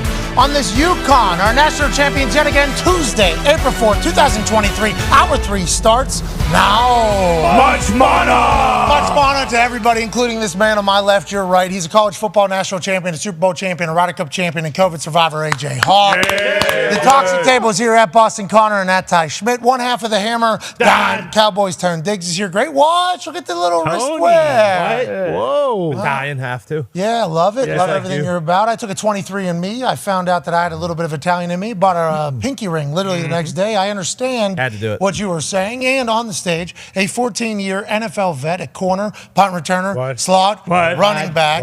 Ladies and gentlemen, Adam Pac-Man Jones. Yeah, Pac-Man. And joining us now live from, I would assume, New York City. Yeah. Man whose book dropped today that everybody can buy. Got your number. He wrote alongside one of the biggest brainiacs I've ever encountered, Hembo. Host of Get Up. He's in 2 Hall of Fames. Friend of the program. Recovering from a heart surgery. Oh. Mike Greenberg. Yay! Greeny? Yes. Before we went to break, we had a quick conversation about what is Florio talking about? The Niners getting into the game? There's no way they have enough draft picks to get in there. Don't let your new heart, I don't know what happened with your heart. We're happy you're back. Don't let your heart kind of get worried about that whole thing, right? They got no chance. This is Jets or bust, right? This is the Jets. Well, it better be. I mean, I have been busy all day long selling this book, and I got a bunch of people sending me notes saying that Mike Florio is reporting that the 49ers, you have to tell me, are trying to get involved in this, are standing at the ready in the event that the Rodgers thing to the Jets falls through, just generally causing trouble for me in ways that I do not need on this day or any other day. So I need you guys to tell me this isn't true, or it is very possible I will smash my head into a wall. Don't do that. You already got a bad heart. We don't need a bad brain. AJ would know more than anybody. AJ, what do you know? I don't know anything. That's the thing right now, Greeny. I don't know what the holdup is, but I wanted to ask you. I don't want to put any negative vibes out there, but let's just say for some reason the universe doesn't align and Aaron doesn't make it to New York. What happens to that fan base there, and what does your life look like if it doesn't happen? Glasses off. Why are you even saying this aloud? Like 7 at a craps table. We want to talk through it. We want to talk through it, Greeny. You have promised me. I watched it on this show when Aaron Rodgers live on YouTube on the Pat McAfee Show alongside AJ and Pac-Man and the entire crew said he wants to come to the Jets. The Jets want him to come to the Jets. The Packers want him to come to the Jets. In my experience, when it only takes two parties to make a deal work and three of them want this one to happen, it should be a done deal. I have to assume what's holding it up is the Packers want more than the Jets want to give up. But at some point, someone very smart who works in another business negotiating deals for a living once said to me, Greeny, at the end of the day, every negotiation reaches a point where you either make the deal or you don't. And they will get to that point, I have to believe, somewhere before the draft. I assume it'll be right before the draft. Both sides will say, all right, we're done here. This is the best I'm going to do. This is the best you're going to do. And they're going to make the trade. Rodgers will be a Jet. I'm the most negative person in the world, and I firmly believe that. Well, maybe that negativity will turn into some positivity if you get a quarterback that leads you guys to the promised land, because you've had a miserable fan experience for a long time with the Jets. Did you see what Schrager said? Schrager came out, and he has good sources. I believe Schrager has good sources with the Jets. Yep. I do believe. He this morning. He very much does. Okay, so I am right with that. He floated out like what a projected potential trade could look like from the Jets and the Packers. It's like a second and a fourth or something like that. And a conditional second. And a projected second or conditional second, depending upon if he plays and how well the Jets do. And then there's some compensation on the other side if Aaron doesn't play after this year that I think the Jets are expecting from the Packers if it's only a one-year type lease, rental type situation. Is that what you're hearing? And do you have any sources? And who's holding it up here? Is that like the Packers are trying to figure out whether or not they want to agree to that, or it's the Jets wanting to figure out if that's what they want to give away? What do you know, you think, from the situation? So Schrager is excellent, but I'll see his sources and raise him Mike Tannenbaum, who was the actual general manager of the Jets when they traded for Brett Favre. So he has lived this, and this is what he told me, was that the agreement that they made with the Packers was that they would trade them, I think it was a third-round pick, and then another pick the following year that was conditional based upon certain criteria, including how many snaps he played, how successful the team was. For example, if the Jets had won the Super Bowl, they would have owed the Packers a first-round pick, which obviously any Jet fan and the entire organization would be delighted to pay.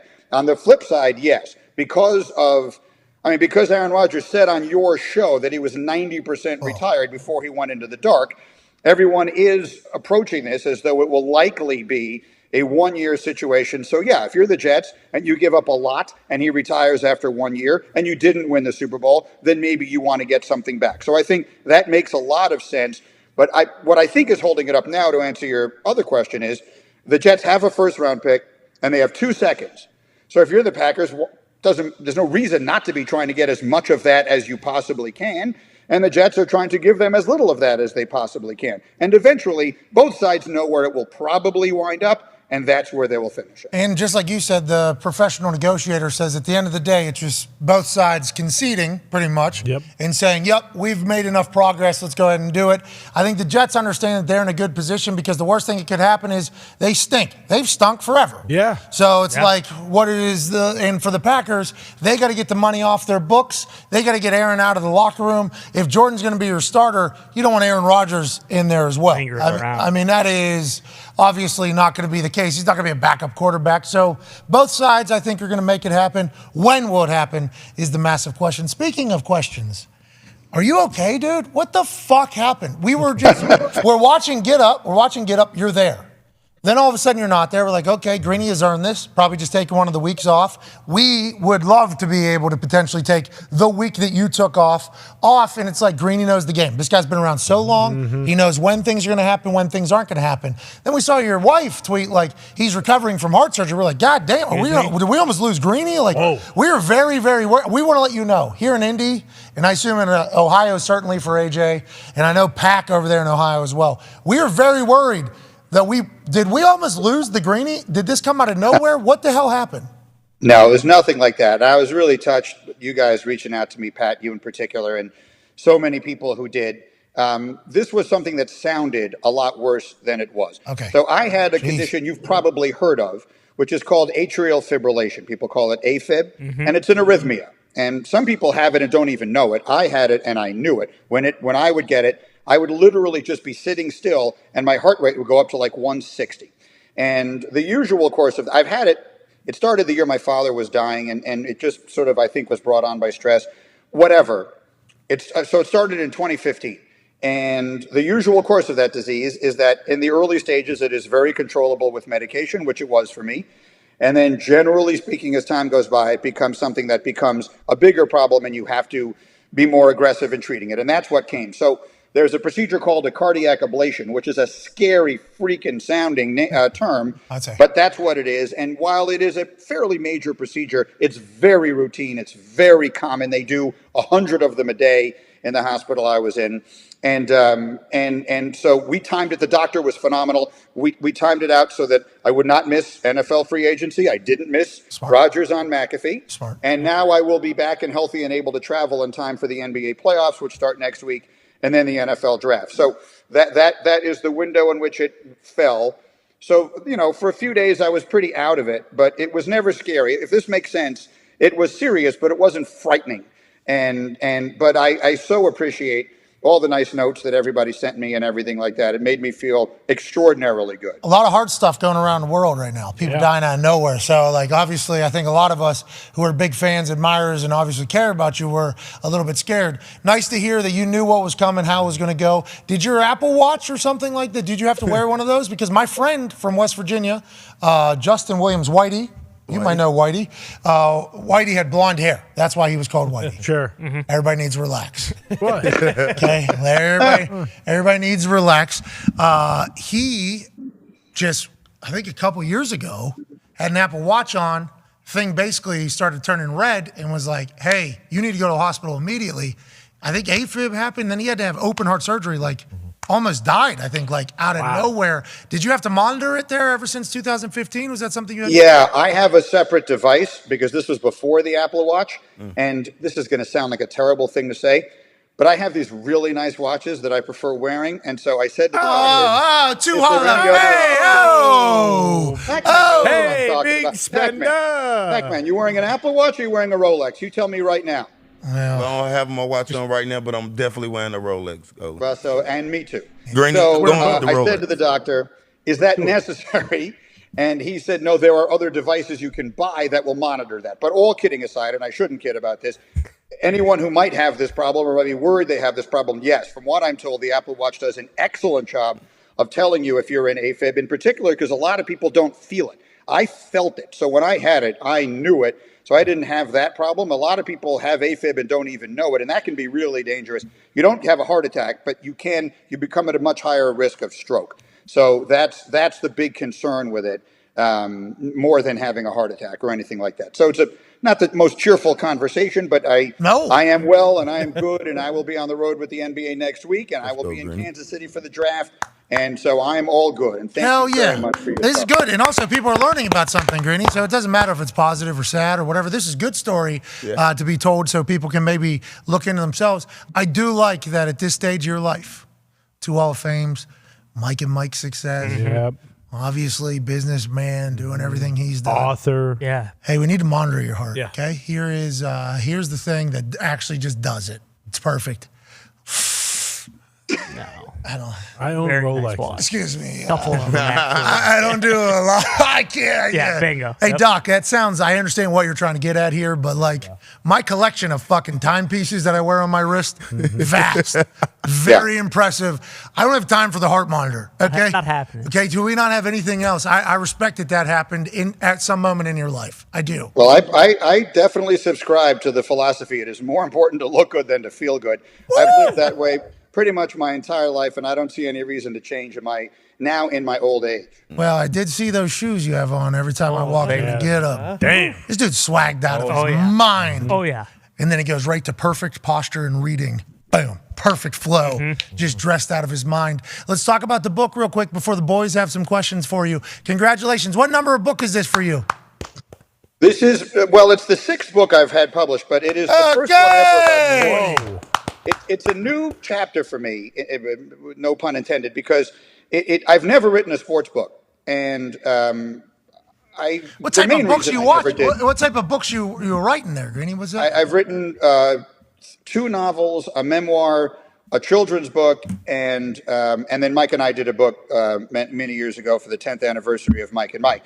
The novels, I donate 100% of my proceeds from the novels to the V Foundation for Cancer Research to combat breast cancer. We donate 100% of the author's proceeds from our children's book to the V Foundation to combat pediatric cancer. So those have been sort of passion projects for me. But I never had an idea good enough to do a sports book. And so I finally did. So I think I finally figured out what my lane is supposed to be. You know, sometimes in life, you try and do a lot of different stuff. And the feedback that I got from people was, you know, Greenie, yeah, it's great that you wrote a book, and we like that, and we like you. But if you're talking about sports, I'm interested. If you're talking about other things, maybe not as much. So Hembo and I got together. We did this book, Got Your Number, which we decide from 1 to 100 who owns every number in sports history. Hembo did unbelievable research because he's the best, Pat, as you mentioned. And I wrote all the chapters. There are 100 little 2-page chapters with explanations of why each person got what they got. And if I could, I'd like to say one thing to you, Pat, and then one thing to the rest of the crew. The thing I'm going to say to you, Pat, which might surprise you, is that when I finished the book and the publisher said to me, who would you like to do the blurbs, meaning the little quotes that go on the back, the first person I said is I want Pat McAfee on the book because I think that you have become, right now, one of the 2 most important voices in the conversation around sports in our country today. It's you and Stephen A. in whatever order you want to name.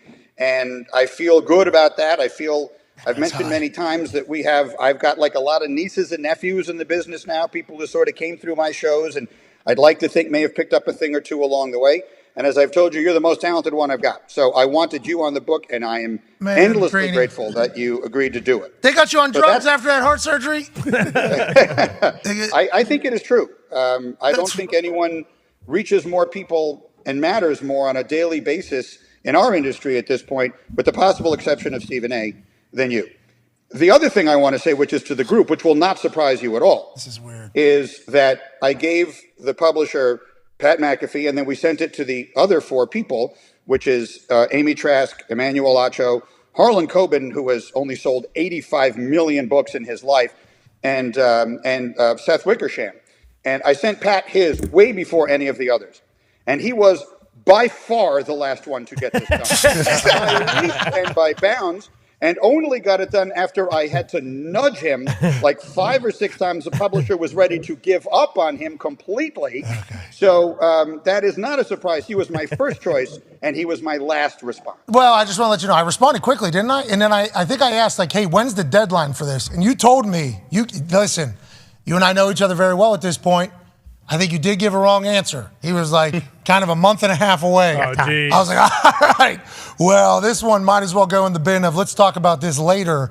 And I would like to let you know, I didn't know what a blurb was either. I had no idea what I was trying to do, but I was honored that you asked me. And all the nice things you just said, man, fucking thank you for that, because obviously we all look up to you and the commitment that you've had to sports for a long time. And you were way too kind to me then when I was on your show, and you're way too kind to me now. I appreciate the hell out of you, Greenie. Fuck off, though. I don't need, you know what I mean, all that type of stuff. AJ, go ahead, pal.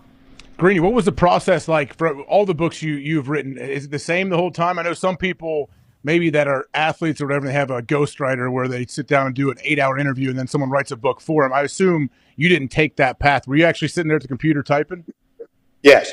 The only book that has my name on it that I didn't write, Mike and I didn't write the Mike and Mike book. We had a writer who helped us. And mostly they just took moments from our show from the first 10 years and sort of organized it into book form. So that's the only one. The other ones I've written all of. But this one was totally different. So the experience of writing a novel or any kind of creative book is very solitary. Like I would lock myself in I found the quietest spot in the library in the town in Connecticut where we lived all those years. And I would just sit there for hours on end, and there were days where nothing would come. And it's a very hard, frustrating, sort of painstaking process, but it's also by far the most satisfying thing I've ever done. For whatever success I've had in broadcasting, when you walk into a store and you see a book with your name on it, that is still the most excitement I get about anything I've ever done. This one was totally different. So when I had the idea to do this book, I think I told you guys this, but AJ, if I didn't, the idea was we were sitting around after Get Up one day, the whole crew, and we were talking, because this is the kind of conversation we have, we were talking about how many Hall of Fame quarterbacks all wore the jersey number 12. Joe Namath, Bob Greasy, Terry Bradshaw, Roger Staubach, Jim Kelly, and soon to be, obviously Tom Brady and Aaron Rodgers. And Pete McConville, who's the executive producer of our show, who Pat certainly knows, love him, said, yeah, sure, they all wore number 12, but Greeny, who owns the number 12? And boom, it was like a light bulb went off over my head. That was where I got the idea. So on my drive home, I called Hembo, and I told him the idea for the book. And I said, I hired him. The publisher hired me. I hired Hembo. And I said, you're going to do the research. We're going to choose everybody from number 1 to 100. You'll do the research. You'll send it to me, and I'll write the chapters. And that's what we did. So he would email me one like every other day, and then I would sit down and write that chapter. And they're all pretty short. So for me, it was really just a function of picking the best stats, because Hembo is unbelievable. He came up with stuff you will not believe in this book. One of my favorites, for example, that I think you guys will like, is we had a tough time deciding on number 10. So I gave number 10 to Pele, the soccer legend. And my nephews, who are huge soccer fans, were telling me, no, you got this wrong, it has to be Messi. Yeah. Because Messi is a greater player. And I said, first of all, Messi wears the number 10 because Pele wore the number 10. But more significantly, in the late 1960s, during the tragedy that was the Nigerian Civil War, a civil war in the nation of Nigeria in which over 1 million people died, the two sides called a 48-hour ceasefire to watch Pele play soccer. So the man's performance literally stopped people from killing each other. That is a stature that almost no athlete has ever had before. When Time magazine named the most important people of the 20th century, 4 of them were athletes: Muhammad Ali, Jackie Robinson, Billie Jean King, and Pele. So Pele was that choice at number 10. And those are the kind of notes that you will find, courtesy of Hembo, in this book that, look, there were at least 100 times that I said, holy smoke, I didn't know that. And I think anyone who reads it will find that as well. In your brain, you said shit there or no? Oh, definitely. Okay. Here's what I'll say. I actually thought of this when I was getting set to come on. I've never cursed on the air in my life. In my entire life, I've been a professional broadcaster since 1990, and I've never cursed on the air. Damn. If the Jets don't get Aaron Rodgers, if somehow this thing winds up that he either retires or plays on another team, I will come on this show and I will say the F word out loud. Hell yeah! I will say it Put on a out ticker. loud on this show.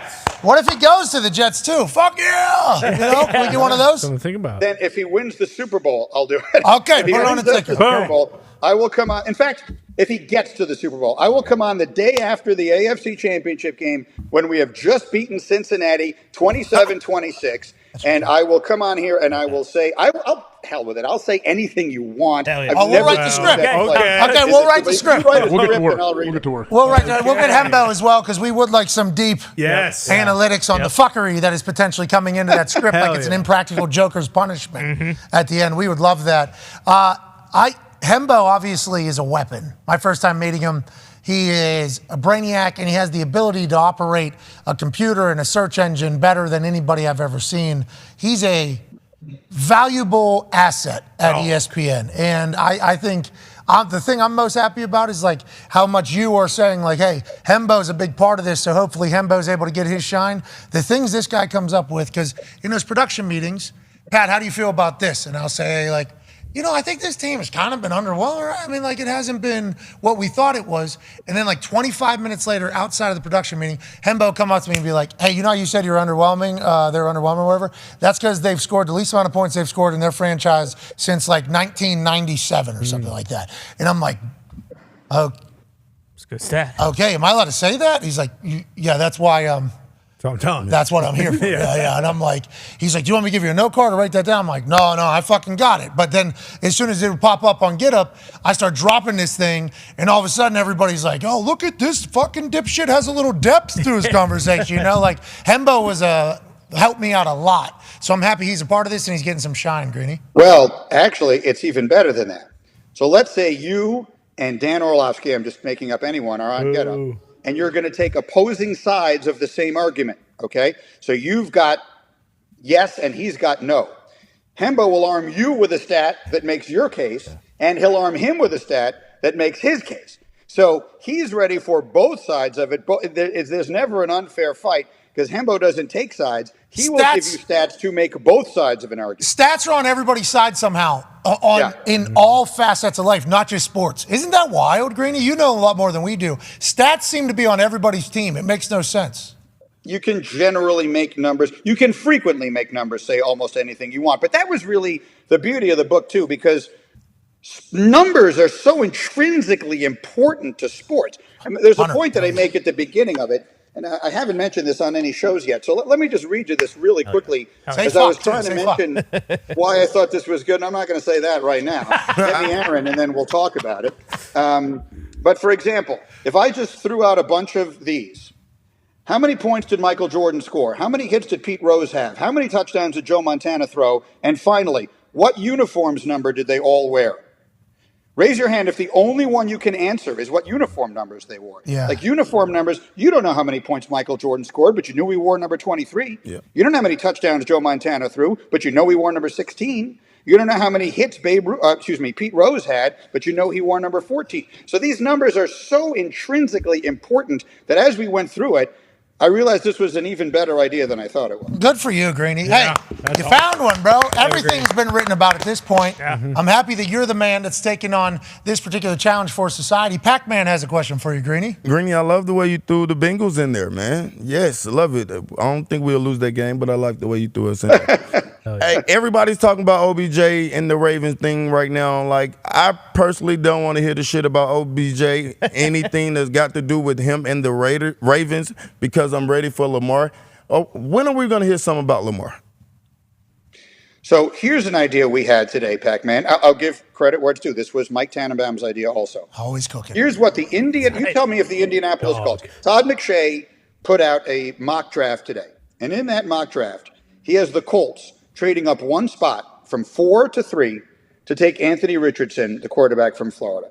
Now, let me present something else they could do. Rather than trading whatever it is they would have to trade to move up from 4 to 3, they stay at 4. They take Will Anderson, who was the best defensive player in this draft, frankly, in many people's opinion, the best player in this draft, period.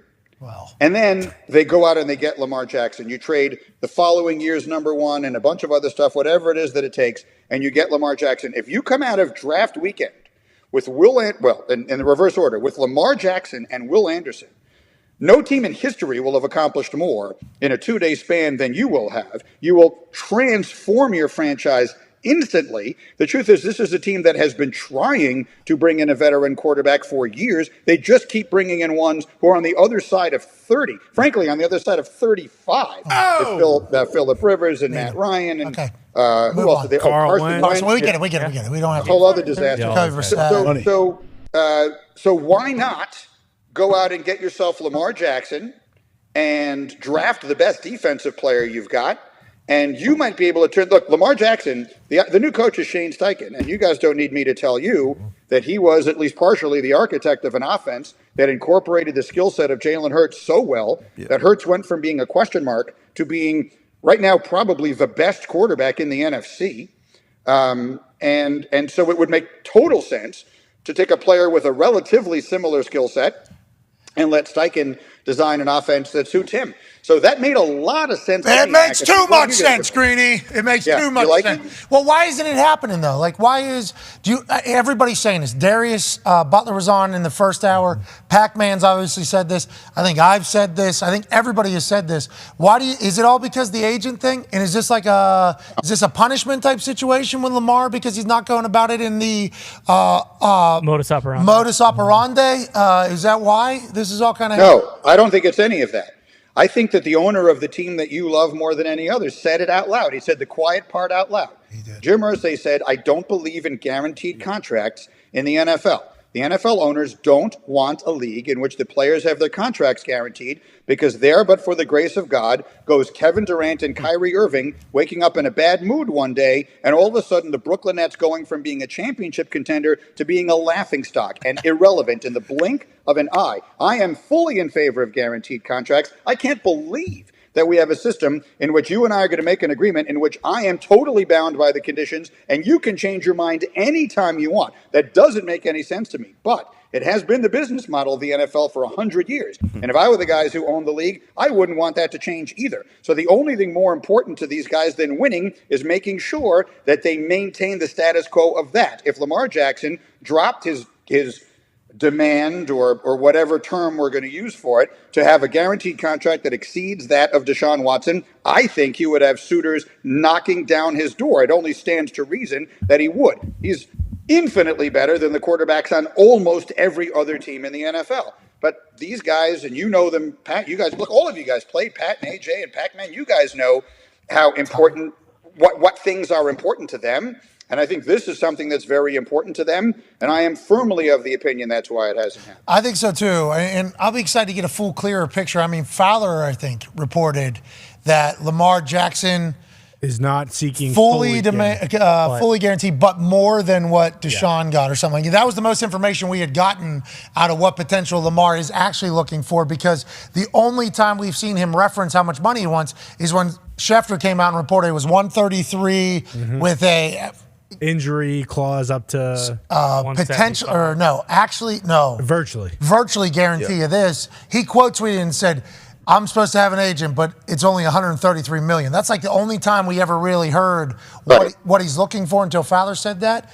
So I was worried that it was, a little miscommunication, and hopefully, after the draft, if the Colts end up with nobody, they'll go for it. But if they go beforehand, and then we have Lamar. Do you want them to take Anthony Richardson? So I want them to have Lamar Jackson. I have said this. What you just said scratches me right where I itch.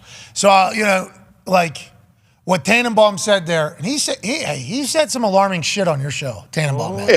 He has said, yes, he has. Yes, he has. I almost killed him today. I literally almost killed Mike Tannenbaum. I'm not sure if any of you saw this or if you've seen it on Twitter, but he suggested that the Jets, with their first-round pick this year, because Rodgers is a short-term proposition, that the Jets should draft a quarterback at number 14. To which I said, oh, sure. Why shouldn't a team that's acquiring Aaron Rodgers draft a quarterback in the first round? What could go wrong? He's certainly given us no indication that will piss him off beyond words. So, I mean, that was, of all the things anyone has ever said on my show, and we've had some really dumb things said on my show, I've said most of them. That was the dumbest. Okay. That was the worst thing anyone has ever said in the history of Get Up. Listen, Tannenbaum, though, will step right the fuck back in there. Yeah. Oh, yeah. He will. And I think that's a good thing about him. And his resume obviously says that his opinions and takes make sense and should make sense. Some things he says, we go, God, that guy was a GM. He's saying that. There has to be a reason he's saying that. And then there's some stuff he says we're like, man, they're hiring the wrong people to be GMs. So I'm happy that you guys are thinking the same thing we are. But he's seen a lot of shit, I assume, that does happen in the NFL, because you can never guess what takes place. But I've wanted Lamar since, him even potentially being available, because this roster, to your point, we've been like a quarterback away, a quarterback away, a quarterback away. This guy's still young, still got it. It's just money, it seems like. Jim spends money. Let's go ahead and do that. But I have no idea in the end. Connor has a question for you, Greeny. Yeah, Greeny, 2 questions. You said 1 to 100 in this book. Is there an actual 100? Or are you saying that stops at 99? Oh, okay. Then there is 100. Who the hell is 100? Because I didn't know anyone ever wore the I will let you 100. guess. When you think of the number 100 in sports, what is the first association you make? Wilt Chamberlain. Ben Franklin. Wilt Chamberlain is correct. Ben Franklin is not. Wilt Chamberlain is correct. Wilt Chamberlain is number 100. He is more associated with the number 100, in my opinion, than he is with the number 13. I don't think everyone knows that he wore the number 13. I think everyone knows he scored 100 points in an NBA game in Hershey, Pennsylvania in the early 1960s, a game that was not televised. There is no video footage of it in existence. But so he is he owns the number 100 in sports history. And so it happened, though. It happened. Yeah. It happened, but there is no television footage. The game was not televised. It was attended by fewer than 4,000 people. It was being played in Hershey, Pennsylvania. It happened, though. It happened. I can promise you it happened. You sure? How do we all 4,000? How long was the game? Was it an 8-quarter game? No, it was a 4-quarter game. The radio broadcast of it actually for a long time was lost and then mysteriously found. So let me see. Okay, so there is a little bit of a documented foot. That's good. Not that he wouldn't have scored 100. I'm just saying that sure sounds like something from back in the day when you guys used to just make shit up before we had any real record of anything back in the day. That's By what it you was. guys. To be clear, this happened before I was born. So I mean, I could live without the you guys. Well, like early Paul days. Feinbaum. Early I mean, I'm days. not that kind of old here. Okay, you're right. That's on me. Paul Feinbaum, I think, covered that game, but himself was not yet born. But so what? Let me see if I'm understanding correctly. On the Pat McAfee Show, we are now questioning the veracity of Wilt Chamberlain's 100-point game. We're questioning whether or not this actually happened. So, no, we're not. Pac-Man is not, but I did not know that there was no documented footage of this until just now. So as soon as that happens, boom, my brain goes, whoa. Are we sure? That's kind of interesting, that just sounds like Wilt Chamberlain seems to have accomplished a lot of things in his life, of which there is no video footage, and we're all impressed with. So I'll just leave it at that. Oh, yeah, 100 as well. Like 10,000. Million. Yeah. There's also video footage of Could you imagine scoring 100 points? What happens afterwards in that Hershey town, Hershey, Pennsylvania? We can guess. Jeez Louise. Yeah. The game was not televised, and no video footage of the game has since been recovered. There are only audio recordings of the game. Okay, so there is documented footage. Of one quarter? The only one that matters, when they're like, he just put up 97 points. Yeah, like that is, that's a pretty important quarter. Could have made it after. No. What are you saying? He's holding the sign. Come on. Oh, you're right. That photo with him with 100. Yep, you got me. What if he only scored 10? What if this was his worst game ever? What if this is his worst game ever and they just added another 0 to that whole thing? Exactly. It's audio recording. We got to trust it. Ty has a question for you, Greeny. Greeny, what's your temperature on like how much do you care about? You mentioned like the Knicks, the NBA postseason's coming up. Like the Knicks, like I live and die with the Yankees every day. I understand it's only April; it doesn't matter. Like, do you care about any of that stuff right now, or is all the stuff with the Jets and Rodgers kind of clouding your fandom as a whole? No, I care about it all. I mean, and obviously the NBA playoffs are something. The NBA season and playoffs are something I pay more attention to than probably anything because I host the NBA coverage for the network. So, we're getting ready. We'll have the play-in games next Wednesday night, and then we'll have one of the 2 play-in games next Friday. Not this week, I should say, but next week. And then Saturday we got 4 games, 4 playoff games, and Sunday we have more. So I'm as knee-deep in that as a person can possibly be. And yes, I am a lifelong Knicks fan. The Knicks have had a really good year. I don't expect them to get out of the first round. If Randall is 100% okay, then I give them something like a 40% chance to beat Cleveland, maybe less than that. The Knicks are a good team, but here's the problem the Knicks have. The Knicks have, I believe, the 3rd best player on a championship team in Julius Randle. They have the 2nd best player on a championship team in the point guard. What they don't have is the 1st best player on a championship team, and that's the problem because that's the hardest one to get. So it's all well and good to have a 2 and the number 2 guy and the number 3 guy, but if you don't have KD and you don't have Kawhi Leonard or John Morant or all these different people, then you're still about as far away as almost anyone could be. UConn just won. There were 4, right? Yeah. So true. You know what I mean? 2 and a 3, maybe not needed. How about Zion? Why don't you guys bring Zion up there and play him? Because the Pelicans seems like he's always in a process of recovering down there. The last thing he needs is New York Zion. Dollar slices on every corner. Come on. I don't know. What's so funny, Greeny? To end his career. That's just funny. It's a funny thing to say. He doesn't. When I was first starting out in the business, I worked in Chicago in local sports talk, and I was a producer. And we had a host named Mike Murphy, who was a crazy Cubs fan. And they had a catcher named Hector Villanueva, who got really heavy, and they sent him down to the minors. And the Cubs minor league team was in Iowa. I forget what town. Des Moines. In Iowa. It was in Des Moines, Iowa. And so on the air, we called a Burger King in Des Moines, Iowa, and told them to start preparing for their business to double. And like that's where I learned this stuff. And so I find that stuff funny. When you say things like that. Hell yeah. I don't. Zion is taking it on the shins. Every time he's been on the court, though, it's like 20, 13, and 5 or something like that. Yeah. Like literally, maybe even 20, 13, and 10. The guy is unstoppable, but he's always recovering from something. And then his weight is always the conversation because remember, that shoe couldn't even keep up. That's right. The Nike. shoe because he was so Yeah. explosive. Yep. We are the biggest Zion fans on earth, though. If you could potentially tell the Pelicans to put him on the fucking court, that'd be great for everybody. Last question for you, Greeny, as we know you have to go on this busy day. Tone. Greeny, I feel like I've heard you say this before. Is the end goal still to be the MLB commissioner? And I just want to let you know it was an abomination this morning when I saw no one have Roberto Clemente as their number 21. Wow. Well, it'll make you feel better. So what he's talking about, 21 is one of the hardest, was one of the hardest numbers to give ownership to in our book, because Tim Duncan wore number 21 and Deion Sanders wore number 21, Roberto Clemente wore number 21. And so when I asked the group today, we had 2 votes on the air for Deion Sanders and 1 vote for Tim Duncan. If it makes you feel any better, in the book, we chose Roberto Clemente. Roberto Clemente, who is one of the greatest players that ever lived, and after whom the Major League Baseball's humanitarian award is named. So Pat and AJ, you guys, and Pac-Man, you guys are obviously familiar with the Walter Payton Man of the Year award. That award in baseball is the Roberto Clemente Award. That such is the magnitude of his place in the sport. So while he was not chosen by any of my panel today, he is number 21 in the book. As far as the Major League Baseball commissioner, yes, when it was made clear that Bud Selig was going to be stepping down, I did launch a campaign for that back in the Mike and Mike days, and I still think I would have done a really good job. But I said this on the air the other day, and I mean this.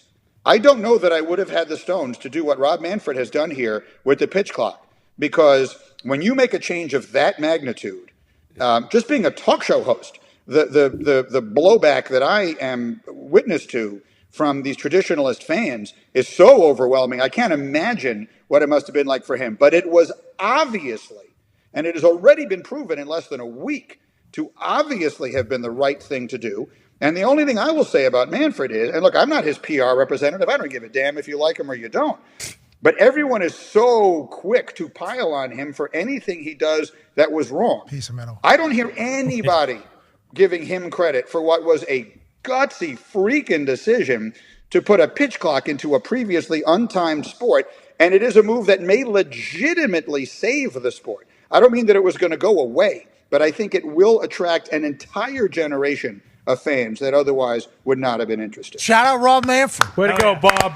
You know, because he did say piece of metal is their trophy. That was a tough one. And then he's still living that down. I mean, it's one bad choice of words. I get it. He knows it was a terrible thing to say. It was a bad choice of words. He should definitely not have said that. He knows he shouldn't have said it. But at the end of the day, his job is to make really, really big, tough decisions. True. And he made a big, tough decision here, and he hit it out of the park. Well, I think so, too. So we do need to give him a little bit more credit because we always just say Goodell is so much further and better than every other commissioner of every other league. Well, you know? he is. Just because Goodell can answer any question and say nothing at any point, anywhere. Yep. And I think that's an important part of being a commissioner, because when other people speak in other sports, it seems like they're always saying something that they have to clarify or they regret or the players get pissed off about. Roger Goodell just gives an answer, and it's just like, did Roger Goodell talk today? He did. How long? 3 hours. What did he say?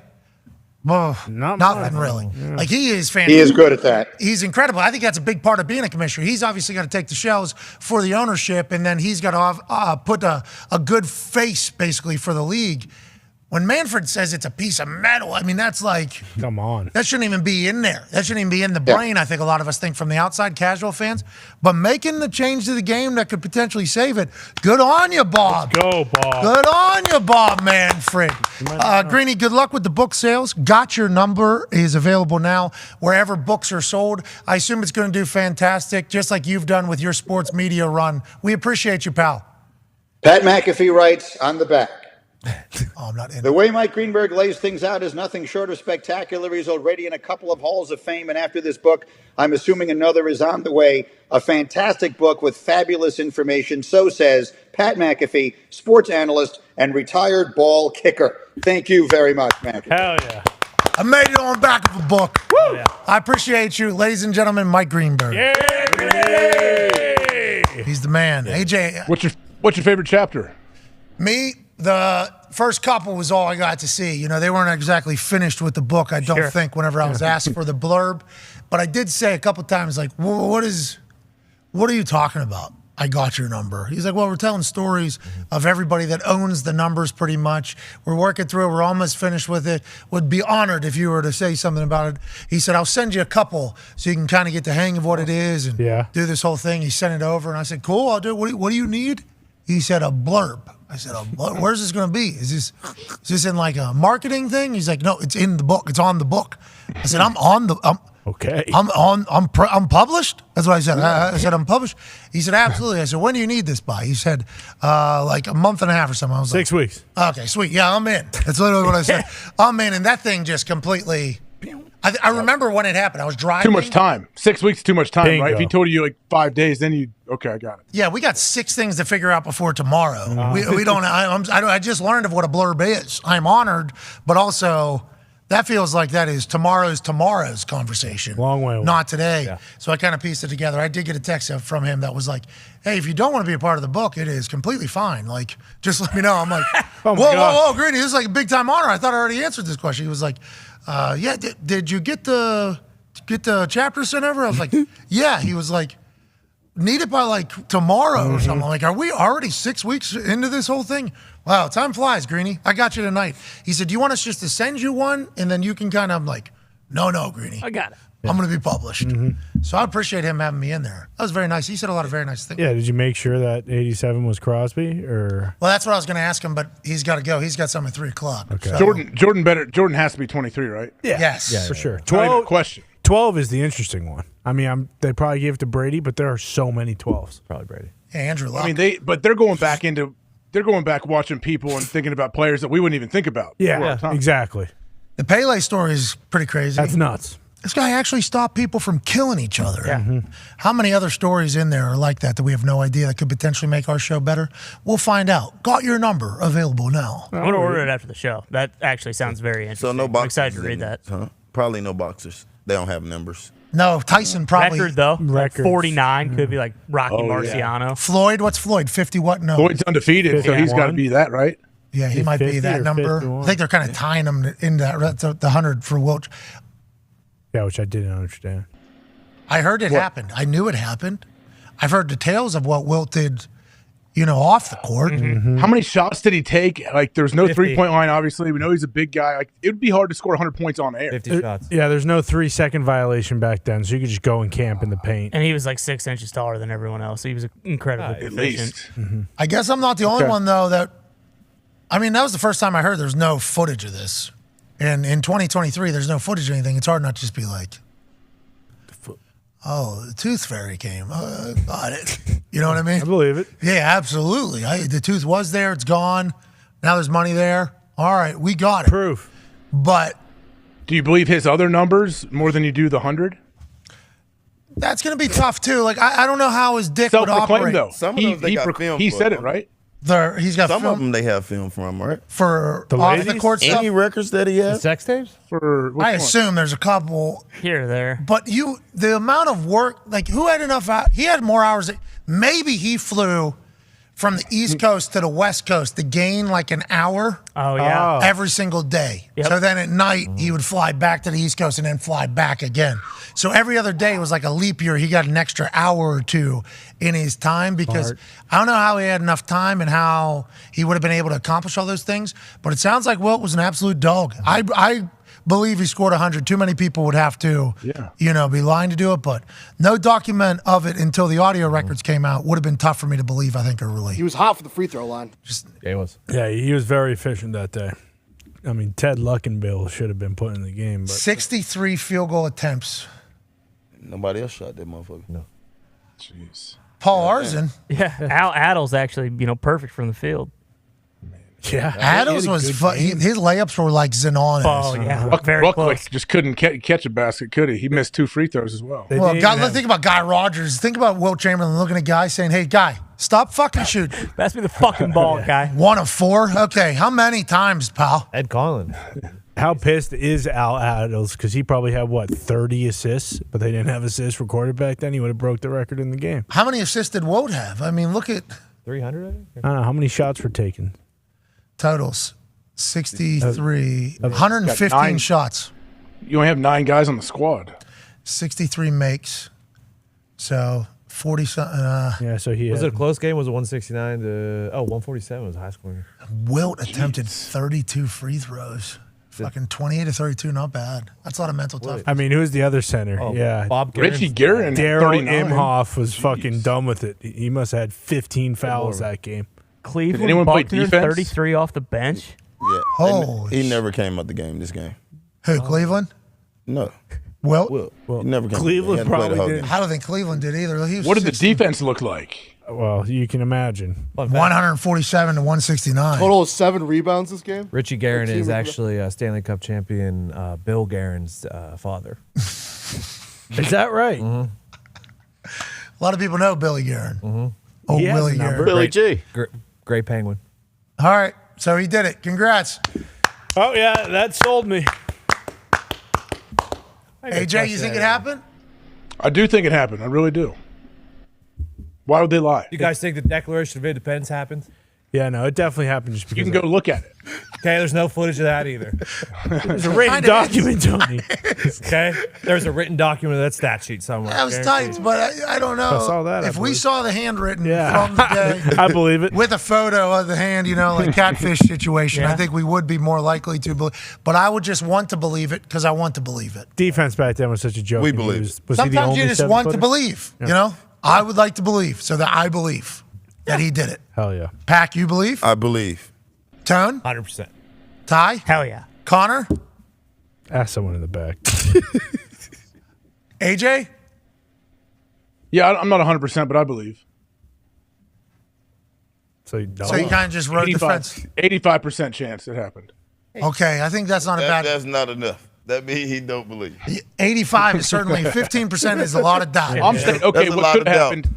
Wilt could have had like 90 with 2 minutes to go, and they all just laid on the ground and let him get 10 points to get 100. Wilt's That could 100-point game. On March 2nd, 1962, where everything was documented and people knew what happened, Wilt Chamberlain set the NBA single-game scoring record by dropping a nice round 100 points for the Philadelphia Warriors in a 169-147 win. Played in Hershey, PA, the game was a home contest for Chamberlain and the Warriors, who often traveled to other parts of the state to attract more fans. He scored 23 points in the first frame. And had 40. They didn't even fucking know what basketball was by then. And 41 by halftime. After recording another 28 in the third quarter, and fans became aware of what they could witness, they began to chant, almost demanding that other members of the team give it to Will. Give it to Wilt. The Big Dipper scored his 100th point with an assist from Joe Rucklick. Liquor. 46 seconds left in the game, shooting 36 of 63 from the field. Chamberlain annihilated the previous NBA scoring record of 78 points, which we've already seen past. PR man Harvey Pollack scribbled 100 on a piece of paper and had Chamberlain hold it up for photographers, making it for one of the most famous shots in basketball history. There you have it. There you have it. Wow. He did it. It happened. Yep. Do you want to move that 85 number that you had? Nah, I'll stay where I'm at. I'll stay right where I'm at. That didn't change anything, that reading? We got footage of stuff from like the 30s and 40s. So the tweet that I actually just saw was Darius Butler sent it into the group that there's video of Anne Frank, and riddle me that. there's no video. That was a tweet. Wilt. There's no video of Wilt doing like pretty much anything, but I mean, that's a hilarious tweet. And I would just like to talk about how many, that one had 10,000 retweets. Now, a lot of people have seen that particular tweet. And so I'm not the only one to ask the question immediately upon hearing it, but I do believe. Yeah. Connor? Like I said, ask Foxy or something. Foxy, you believe? 100%. Kobe Bryant scored 81 points in the modern NBA. Yep. Wilt Chamberlain 1,000% can score 100. Good back then. Zito, you believe? Thank you, Fox. Hell yeah. I mean, Nick, you believe? Yeah, why not? Dirty, you believe? Nah, there's no videos anywhere. Dirty Huge says get. no. Now I know I'm Probably on the scored right side. 98. Huge get. Okay, Connor, would you like to give your answer I now? don't believe in birds, and you think I believe in a 100-point game in 1962? That is true. How about that one sparking? Exactly. I mean, we know. It's not like a conspiracy. Let's go to the 500 phone line and get out of here. Big thanks to We know. Yep, we know. Battery died. Big thanks to Oh, no. Big thanks to Greeny stopping by on this very, very busy day. Go ahead and buy his book. Zito would like to do a poll on whether or not people believe Wilt Chamberlain's 100-point game. I'm not sure that we need to bring any more attention to this. No. You know what I mean? That tweet that you just said had 10,000 retweets is our poll. What's that? It is. A lot of the people that retweeted it said retweets do not express. Yeah. Do not reflect endorsements. What's the tweet say? Why didn't Con-Man read the tweet? What does it say? Word for word? You want him to quote it? You want him to quote Listen, the whole there's only tweet? one. Yeah, I haven't seen it yet. What is it? There's only one poll that we need to be concerned about when it comes to Wilt. Okay, he's slaying that thing. Yeah, the one in between his legs. Is right. Hell yeah. Amen. I just also read the tweet. It's not cool, AJ. What? I Would you like to read it You were aloud? talking I about would something not. you didn't know? Tell us what it is. Now I'm curious. Yeah, I just looked at it. Yeah. Certainly. I'm not reading it, Hawk. Connor's from Boston, but I don't know if he wants Yeah. to. You're from Ohio. You read it. Let's go to the phones on the 500 phone Send line. it to me. 1-833, you saw it. You're in the 1-833-432. You never participate in the group, though, except for every once in a Yeah, while. you're just lurking like a weirdo. You too, Pac. He was pretty active there early, and then he kind of disappeared in the action. He sent in those new emojis today. He found those. Oh, yeah, he's pretty pumped up about everything popping off with Apple and iPhone. And 1-833-432-3663 is the 500 phone line. Let's head to Ronnie in Indiana. Ronnie, what's going on? Boys, what's going on? Hell yeah, just hanging out. You guys are hard to get a hold of. Yeah, hell yeah. Great to hear fucking Greeny's good though, ain't it, boys? Yeah, it is, But Ronnie. He took my question, so I got a question for you, Pat. Okay.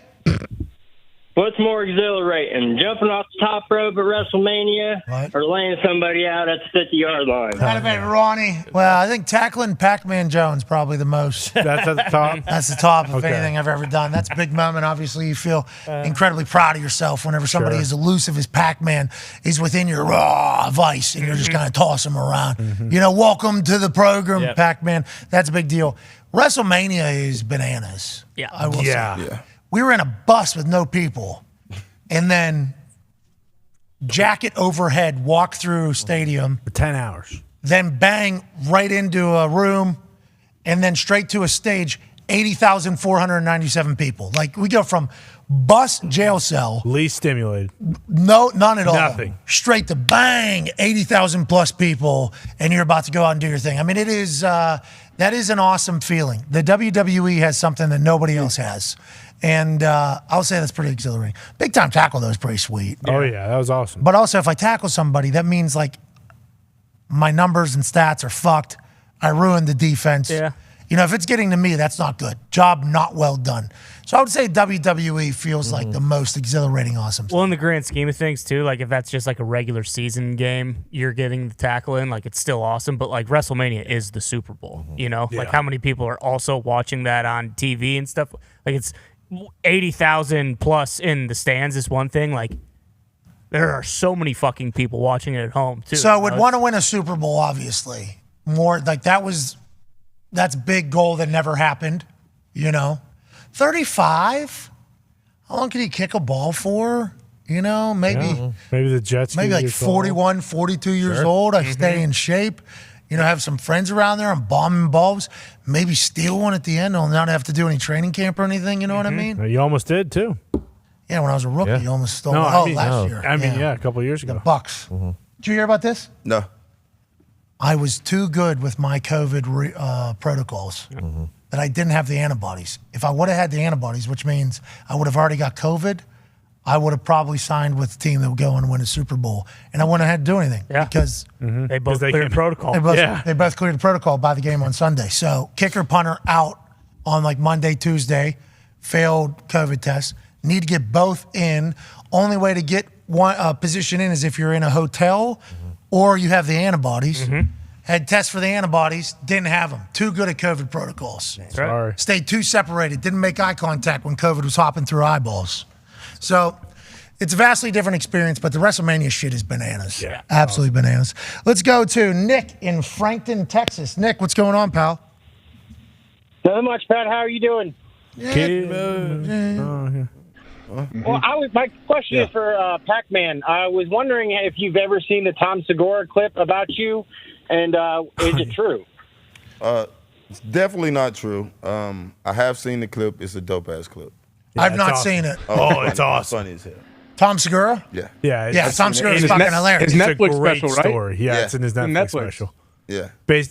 Yeah, you should tell it because you've seen it. Well, it's not true, but it was pretty funny. It's like Tom Segura has like kind of like the locker room passes or whatever, and it was right after a massive loss for the Bengals. It's Tom Segura and his friend. Is that right, AJ? Yeah, it's Tom Segura and his friend.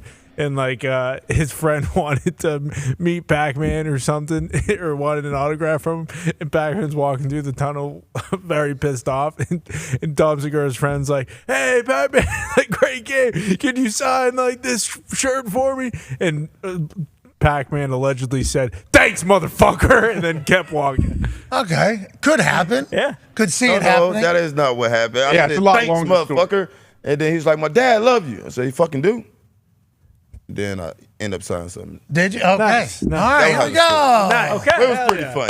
But you're Pac-Man Jones, so anything you do with anybody is going to be a story forever. Yes. You know, that is just kind of how it goes. Tom Unless Segura- I just didn't know who the fuck he was, and that could have happened. That's what I'm saying. Yeah, yeah, especially in that moment, in that tunnel, with the humans that are yelling there. Yeah. Very feasible that could take place. But the fact that Tom Segura has one of the greatest brains. Oh, hey, he's fucking hilarious. Tom Segura is a genius. Yes. He's jocked right now. You seen him now? Yeah. He looks like a different human. Well, remember, his left arm committed treason after his knee blew out. That's right. That should be number one in Greeny's book Had for to change clips it. on the internet. Number one. Who owns the number one? Tom Segura. Why? Because he had one arm that committed treason, went behind his back, and required like life-saving surgery. Amputate his arm and his leg. We went to a show In the here. heart of COVID. In LA. Jeez, dude. Oh man, and he was in the hospital what 6 months? Like Long time in hospital, like long time. We went to a show here in Indy whenever it was the I'm Coming Everywhere tour. He had like 7,000 shows in 400 days all over the place. They were all sold out, obviously, because everybody going in. We went to the one in Indy. Fucking home run. So good. Every 2 minutes, it was just like a bang, bang, bang. Then a baby cry. Yes. And it was a full, unless he planned a baby, which he's a genius. I don't know, but this baby cried, and it became a 10-minute. And it Middle was of like, a joke. Middle of a joke, 10-minute home run with baby, then close out the story from the other one. It was like, man, you're watching a really, really, really talented brain operate here. And I think he's back in fucking basketball shape, too. I'm not sure. Yeah. Played a weatherman from Erie. That's right. Did he win? Do we know? Did anybody watch the clip? I I assume don't he know. won. I think he did. I mean, I saw a little bit of it. Judging by the way the other guy dribbled, I'd assume Tom won. He's a weatherman that couldn't play basketball? What are you saying by the way he dribbled? He dribbled like a jackass, and Tom was hitting fucking turnaround pull-up jumpers. It's like, okay, Tom Segura actually plays basketball. Weatherman had no idea. Didn't look like it. Erie's a tough town. You know, you got to remember about Erie. Erie was the place where there was the explosive around the person. The pizza guy. Yeah. Sad. What? You've seen it. The documentary where he strapped the dude to his head and put him in like the intersection? Yeah. Yep. That's brutal, yeah. Brutal. Tough way to go. So I warned Tom when I heard he was going to play against an Erie weatherman. I'm like, hey, if they got their own Donardo up there, like, this might be a dog. Be careful. There's only one Donardo. That's who he played? Oh, my God. Come on. Something happened before to set this up. I don't know what happened. He had to have talked shit, right? The weatherman. Look at how good of Yeah. shape Tom Segura's in, by the way. It's unbelievable. He like takes a trainer with him on the road and everything, I guess. Works out like twice a day. Has a bunch of sweet cars. ZBB. Still funny. Still very funny. Yeah. Mm-hmm. Oh, no. I don't want to see it. All right, let's go to the front. Let's go back to the front. I don't want to see it. Tom, we're way past it, Tom. I've never seen that. Did someone put an ice pack on it? Let's go to Matt. Yeah, it's like Heal the bone. he got a cramp. Yeah. Yeah, let's go to let's go to That's the best. Russ in Chicago on the 5 Energy phone line. Go to 5energy.com or use promo code McAfee to receive 20% off your order. Russ in Chicago, what's going on? Happy Tuesday, boys. Keep it moving. Love it. Oh, yeah. AJ, what cigars are you possibly smoking over there? I watch every day smoking cigars in my office. I just got to know. Beast.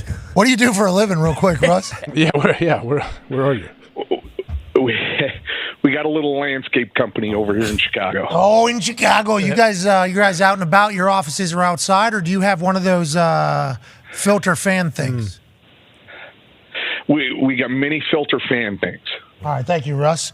AJ, can you describe your system over there and what you smoke? I think this is something that a lot of people actually wonder about. I don't have a full system. I'm up in a small little attic room that I finished, and I put a powerful bathroom fan in the ceiling right above this. My father-in-law, Chopper, who smokes cigars as well, did, and this thing works great. What do you smoke? Oh, I've said before, anything like Connecticut wrapper, light wrappers, medium, mild cigars. That's what I like. I don't like the fancy, expensive stuff. Those are gross to me. So, and whenever you have that bag of like 60 of them, are they all different brands, or is it normally the same brand? I have 2 or 3 that I buy boxes of 25, every couple days. How many are you blowing through every day over there? Only here. I honestly only smoke on the show right now. I don't have any other. It's just when I do it. So I have no idea. Honestly, I don't really keep track. Do you finish 2 cigars, 1 cigar every single day? Sure. Oh, yeah. Easy. Or during the weeks, when I'm on the show, weekdays, no question. Okay, so we're up over like 2 cigars a day, 10 a week, 12 a week, 13 a week? Yeah, sometimes if you sit there and you start to add it up, it doesn't make you feel great about like your future, so I don't add it up that much. Nice. How many boxes you got? Is that why you just dump all the boxes into a bag? I forget how many decks are in here. We're just kind of doing our thing so you don't have to keep track, so you can just kind of keep yourself oblivious?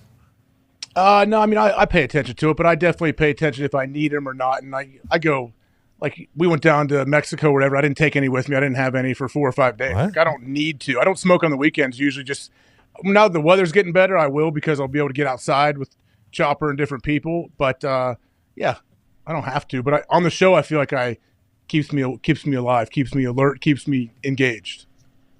Hey, we're proud of you. Yeah, nice. Good to know cigars. You don't need to be. A lot of cigar smokers watch your show, and I get asked in public a lot whenever I'm with a group and there's a cigar smoker. Yeah. What does AJ smoke? I'm always like, I think it's just like the cheap light shit. I think. I think. And is that the wrong answer? Not like just medium, like middle of the road. That's all I'm doing. I don't let people love to give you like the super dark, like crazy Cuban things. I'm like, all right, buddy, I'm not man enough to smoke. It's like wine, right? Like, isn't there like different variations and aging? Yeah. Like, how people are really into this thing. Like, they get into the world and they like their cigars are like impeccable. How they cut them, how they smoke them, like this, how slow. I'm like, I don't have any of that. Your cigaring has gotten me into a conversation for 10 to 15 minutes with somebody that I had no fucking answers to, but he was breaking down cigars and what you probably smoked and why you probably smoked and how he used to smoke said ones. Then he experienced this. And when you pair this type of cigar with this type of setting and mood and wine, I was like, God damn, this guy knows a lot about cigars. I respect it. I know nothing. I gave him that's probably what AJ does. Handshake kind of got out of there. So I think cigar smokers are very intrigued by what you do. AJ, go ahead, Tony. No free ads, but he didn't give anybody any answers. But the ones that he had, the CLEs, which are a nice light Connecticut wrapper, are one of the best that he's brought around. What is a Connecticut wrapper? What does that mean? It's like a Philly blunt, a Connecticut wrapper, like that type of thing? Like lighter. It's like the shade of the wrapper and wherever it's grown. It's just a little bit lighter than there's like the super dark wrappers you'll see sometimes. Like I played golf with Anthony Munoz years ago, and that dude Malcolm in the middle? He smoked giant, super dark cigars all day. And he's like, hey, you want one of these? I'm like, I don't think so. Pac, you smoke? I can't. The next day, I know that. How did you two hold golf clubs? That's the light. That's the light wrappers. Those are the ones where you don't. Yeah, Munoz's fingers are fucking.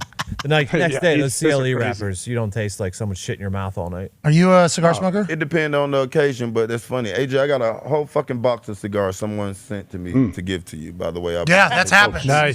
That happened. Yeah. That's nice. Thank you. Tell him thank you. I will. I told him thank you. Is it Coach JB? No, it's not JB. No, it was Joe. DiNardo? No, Joe. His bodyguard. Joe. It wasn't Joe. Joe. I don't talk Joe. Joe. Yeah. Joe blazes goes. through cigars. Come on. Does. I do like the Russ is smoking inside, you're smoking inside. Seems like just something that happens, because in states where it's legal, and my wife and I have a place in Michigan, we were there last night, dope smoke kind of disappears inside the house. Yeah, it does. Dope smoke kind of disappears. Cigar smoke does not, right? Cigarette smoke does not either. No. I don't know if dope smoke exactly disappears from the house. It does, for sure. If you were not to smoke for 2 to 3 days in a house, you would not know that there was smoke in that house. If you're there for within hours of smoking, I think for sure. But like cigars and cigarettes, they kind of don't they? Sticks to the wall. I know cigarettes definitely stick to the walls, and carpet, and everything. Yeah. But there's people that smoke blunts, and then you got the tobacco wrap that also, kind of lights. That was a big transition for me. I really enjoyed that day. Blunt to joints? Yeah, blunt to cone. Never thought I'd do it because I enjoyed the whole blunt operation and can roll blunt, can't roll joint, can stuff cone, though. The cone kind of changed the whole game. But you also realize you probably have a nicotine addiction when you're smoking those blunts. Sure. And it's like, wait, I'm over here talking shit on all these tobacco people, and I'm doing the same. I'm doing the same exact thing, but it smelled more. I think it always smelled more in places when you were smoking the blunts, which I like smoking out of a old school pipe. Like put tobacco in a pipe. It's like a nice light change up from a cigar. It's really good. Hell yeah, bowl smoking's a good time.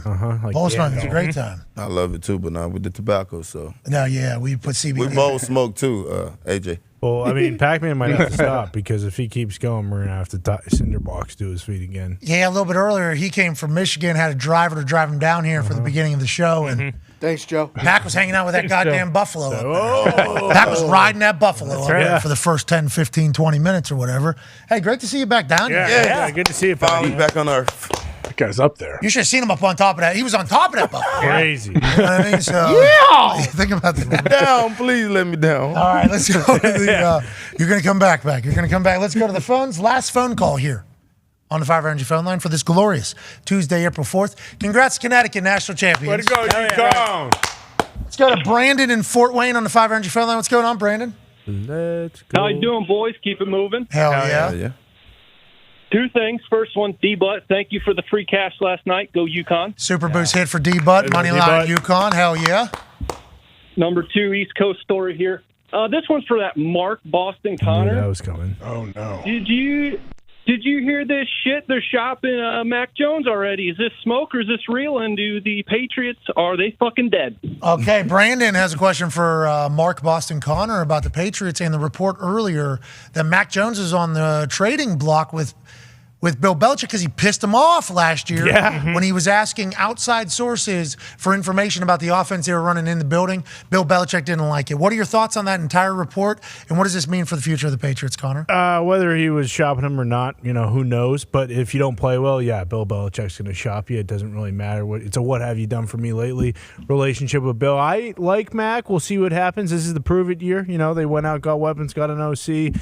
This will be the last season before they have to pick up his fifth-year option. So, we'll see what happens. If not, maybe we go and get Lamar Jackson after he plays with the franchise tag or sits out a year. If they were shopping him, you would think the Raiders would have been in. Because remember, there was a little smoke that McDaniels might reunite with Mac Jones, and they were obviously looking for a quarterback. They just signed Brian Hoyer to back up Jimmy G, who obviously knows the Patriot system, knows Brian Hoyer, or knows Jimmy G. So what do you think? Do you think there was any movement? And it was, the way it was quoted was from a source with knowledge of the situation. Yep. Which we never know what that means, but it's coming from Pro Football Talk. They are plugged in everywhere. So it had to be a little bit true. AJ, what are your thoughts? Something's true. Like, what is it? When there's smoke, there's fire. Like, when we hear about their relationship kind of fractured and Matt going outside of the facility and doing all this, like, I don't know if they're shopping him, but it seems like things aren't great, like between Belichick and Mac and the rest of the squad. So I am very curious to see how camp goes and how the start of the season is. Nothing's ever great when you stink. They stunk. Yeah. Go ahead,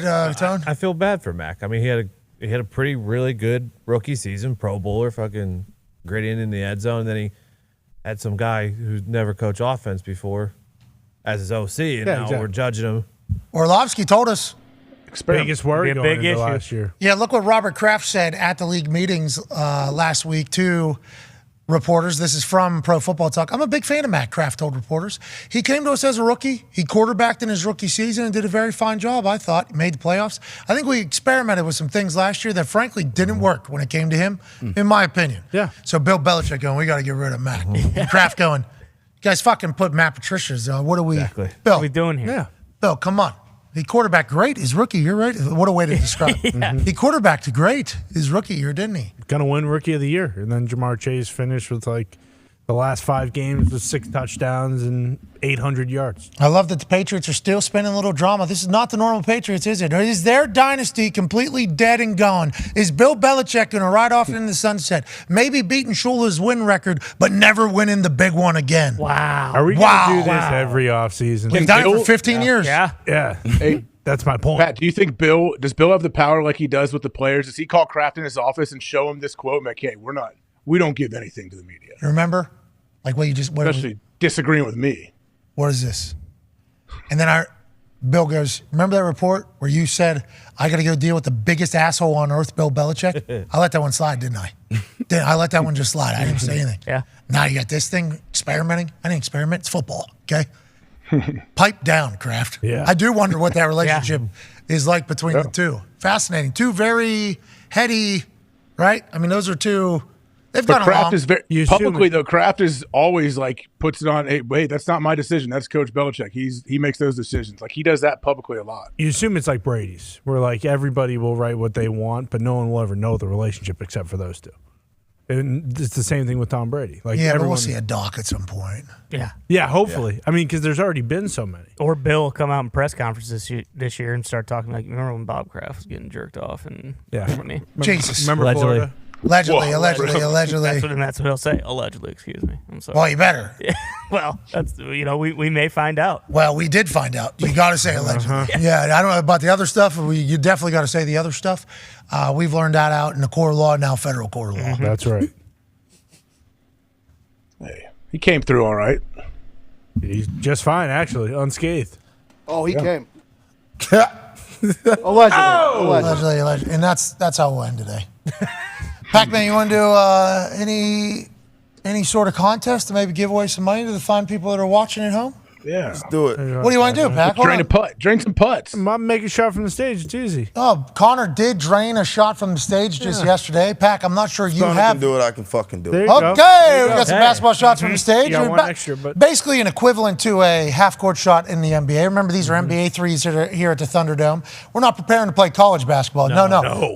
We're preparing to play NBA basketball if we ever get a chance and the shot gets good enough. So, Pac-Man, if you're able to bury what's equivalent to a half-court shot from the stage here, we'll give 10 people $500 who retweet this video, say something nice for somebody, and put the easiest way to pay them in the same exact tweet. Pac-Man, why don't you go ahead and put this... Look good. Okay, kind of a casual, quick little...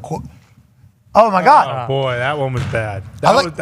This one's going in. AJ says this one's going in. Is this because Connor was so casual with it yesterday? Oh, bonus ball. Wow. The vibes are high. Big bonus balls are coming back. Money. 10 people. $500.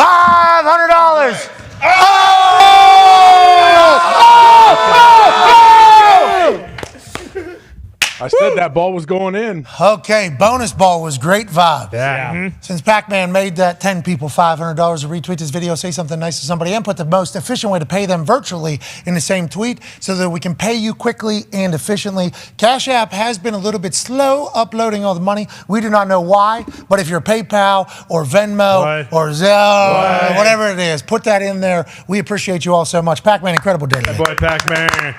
Tone Diggs, incredible day today.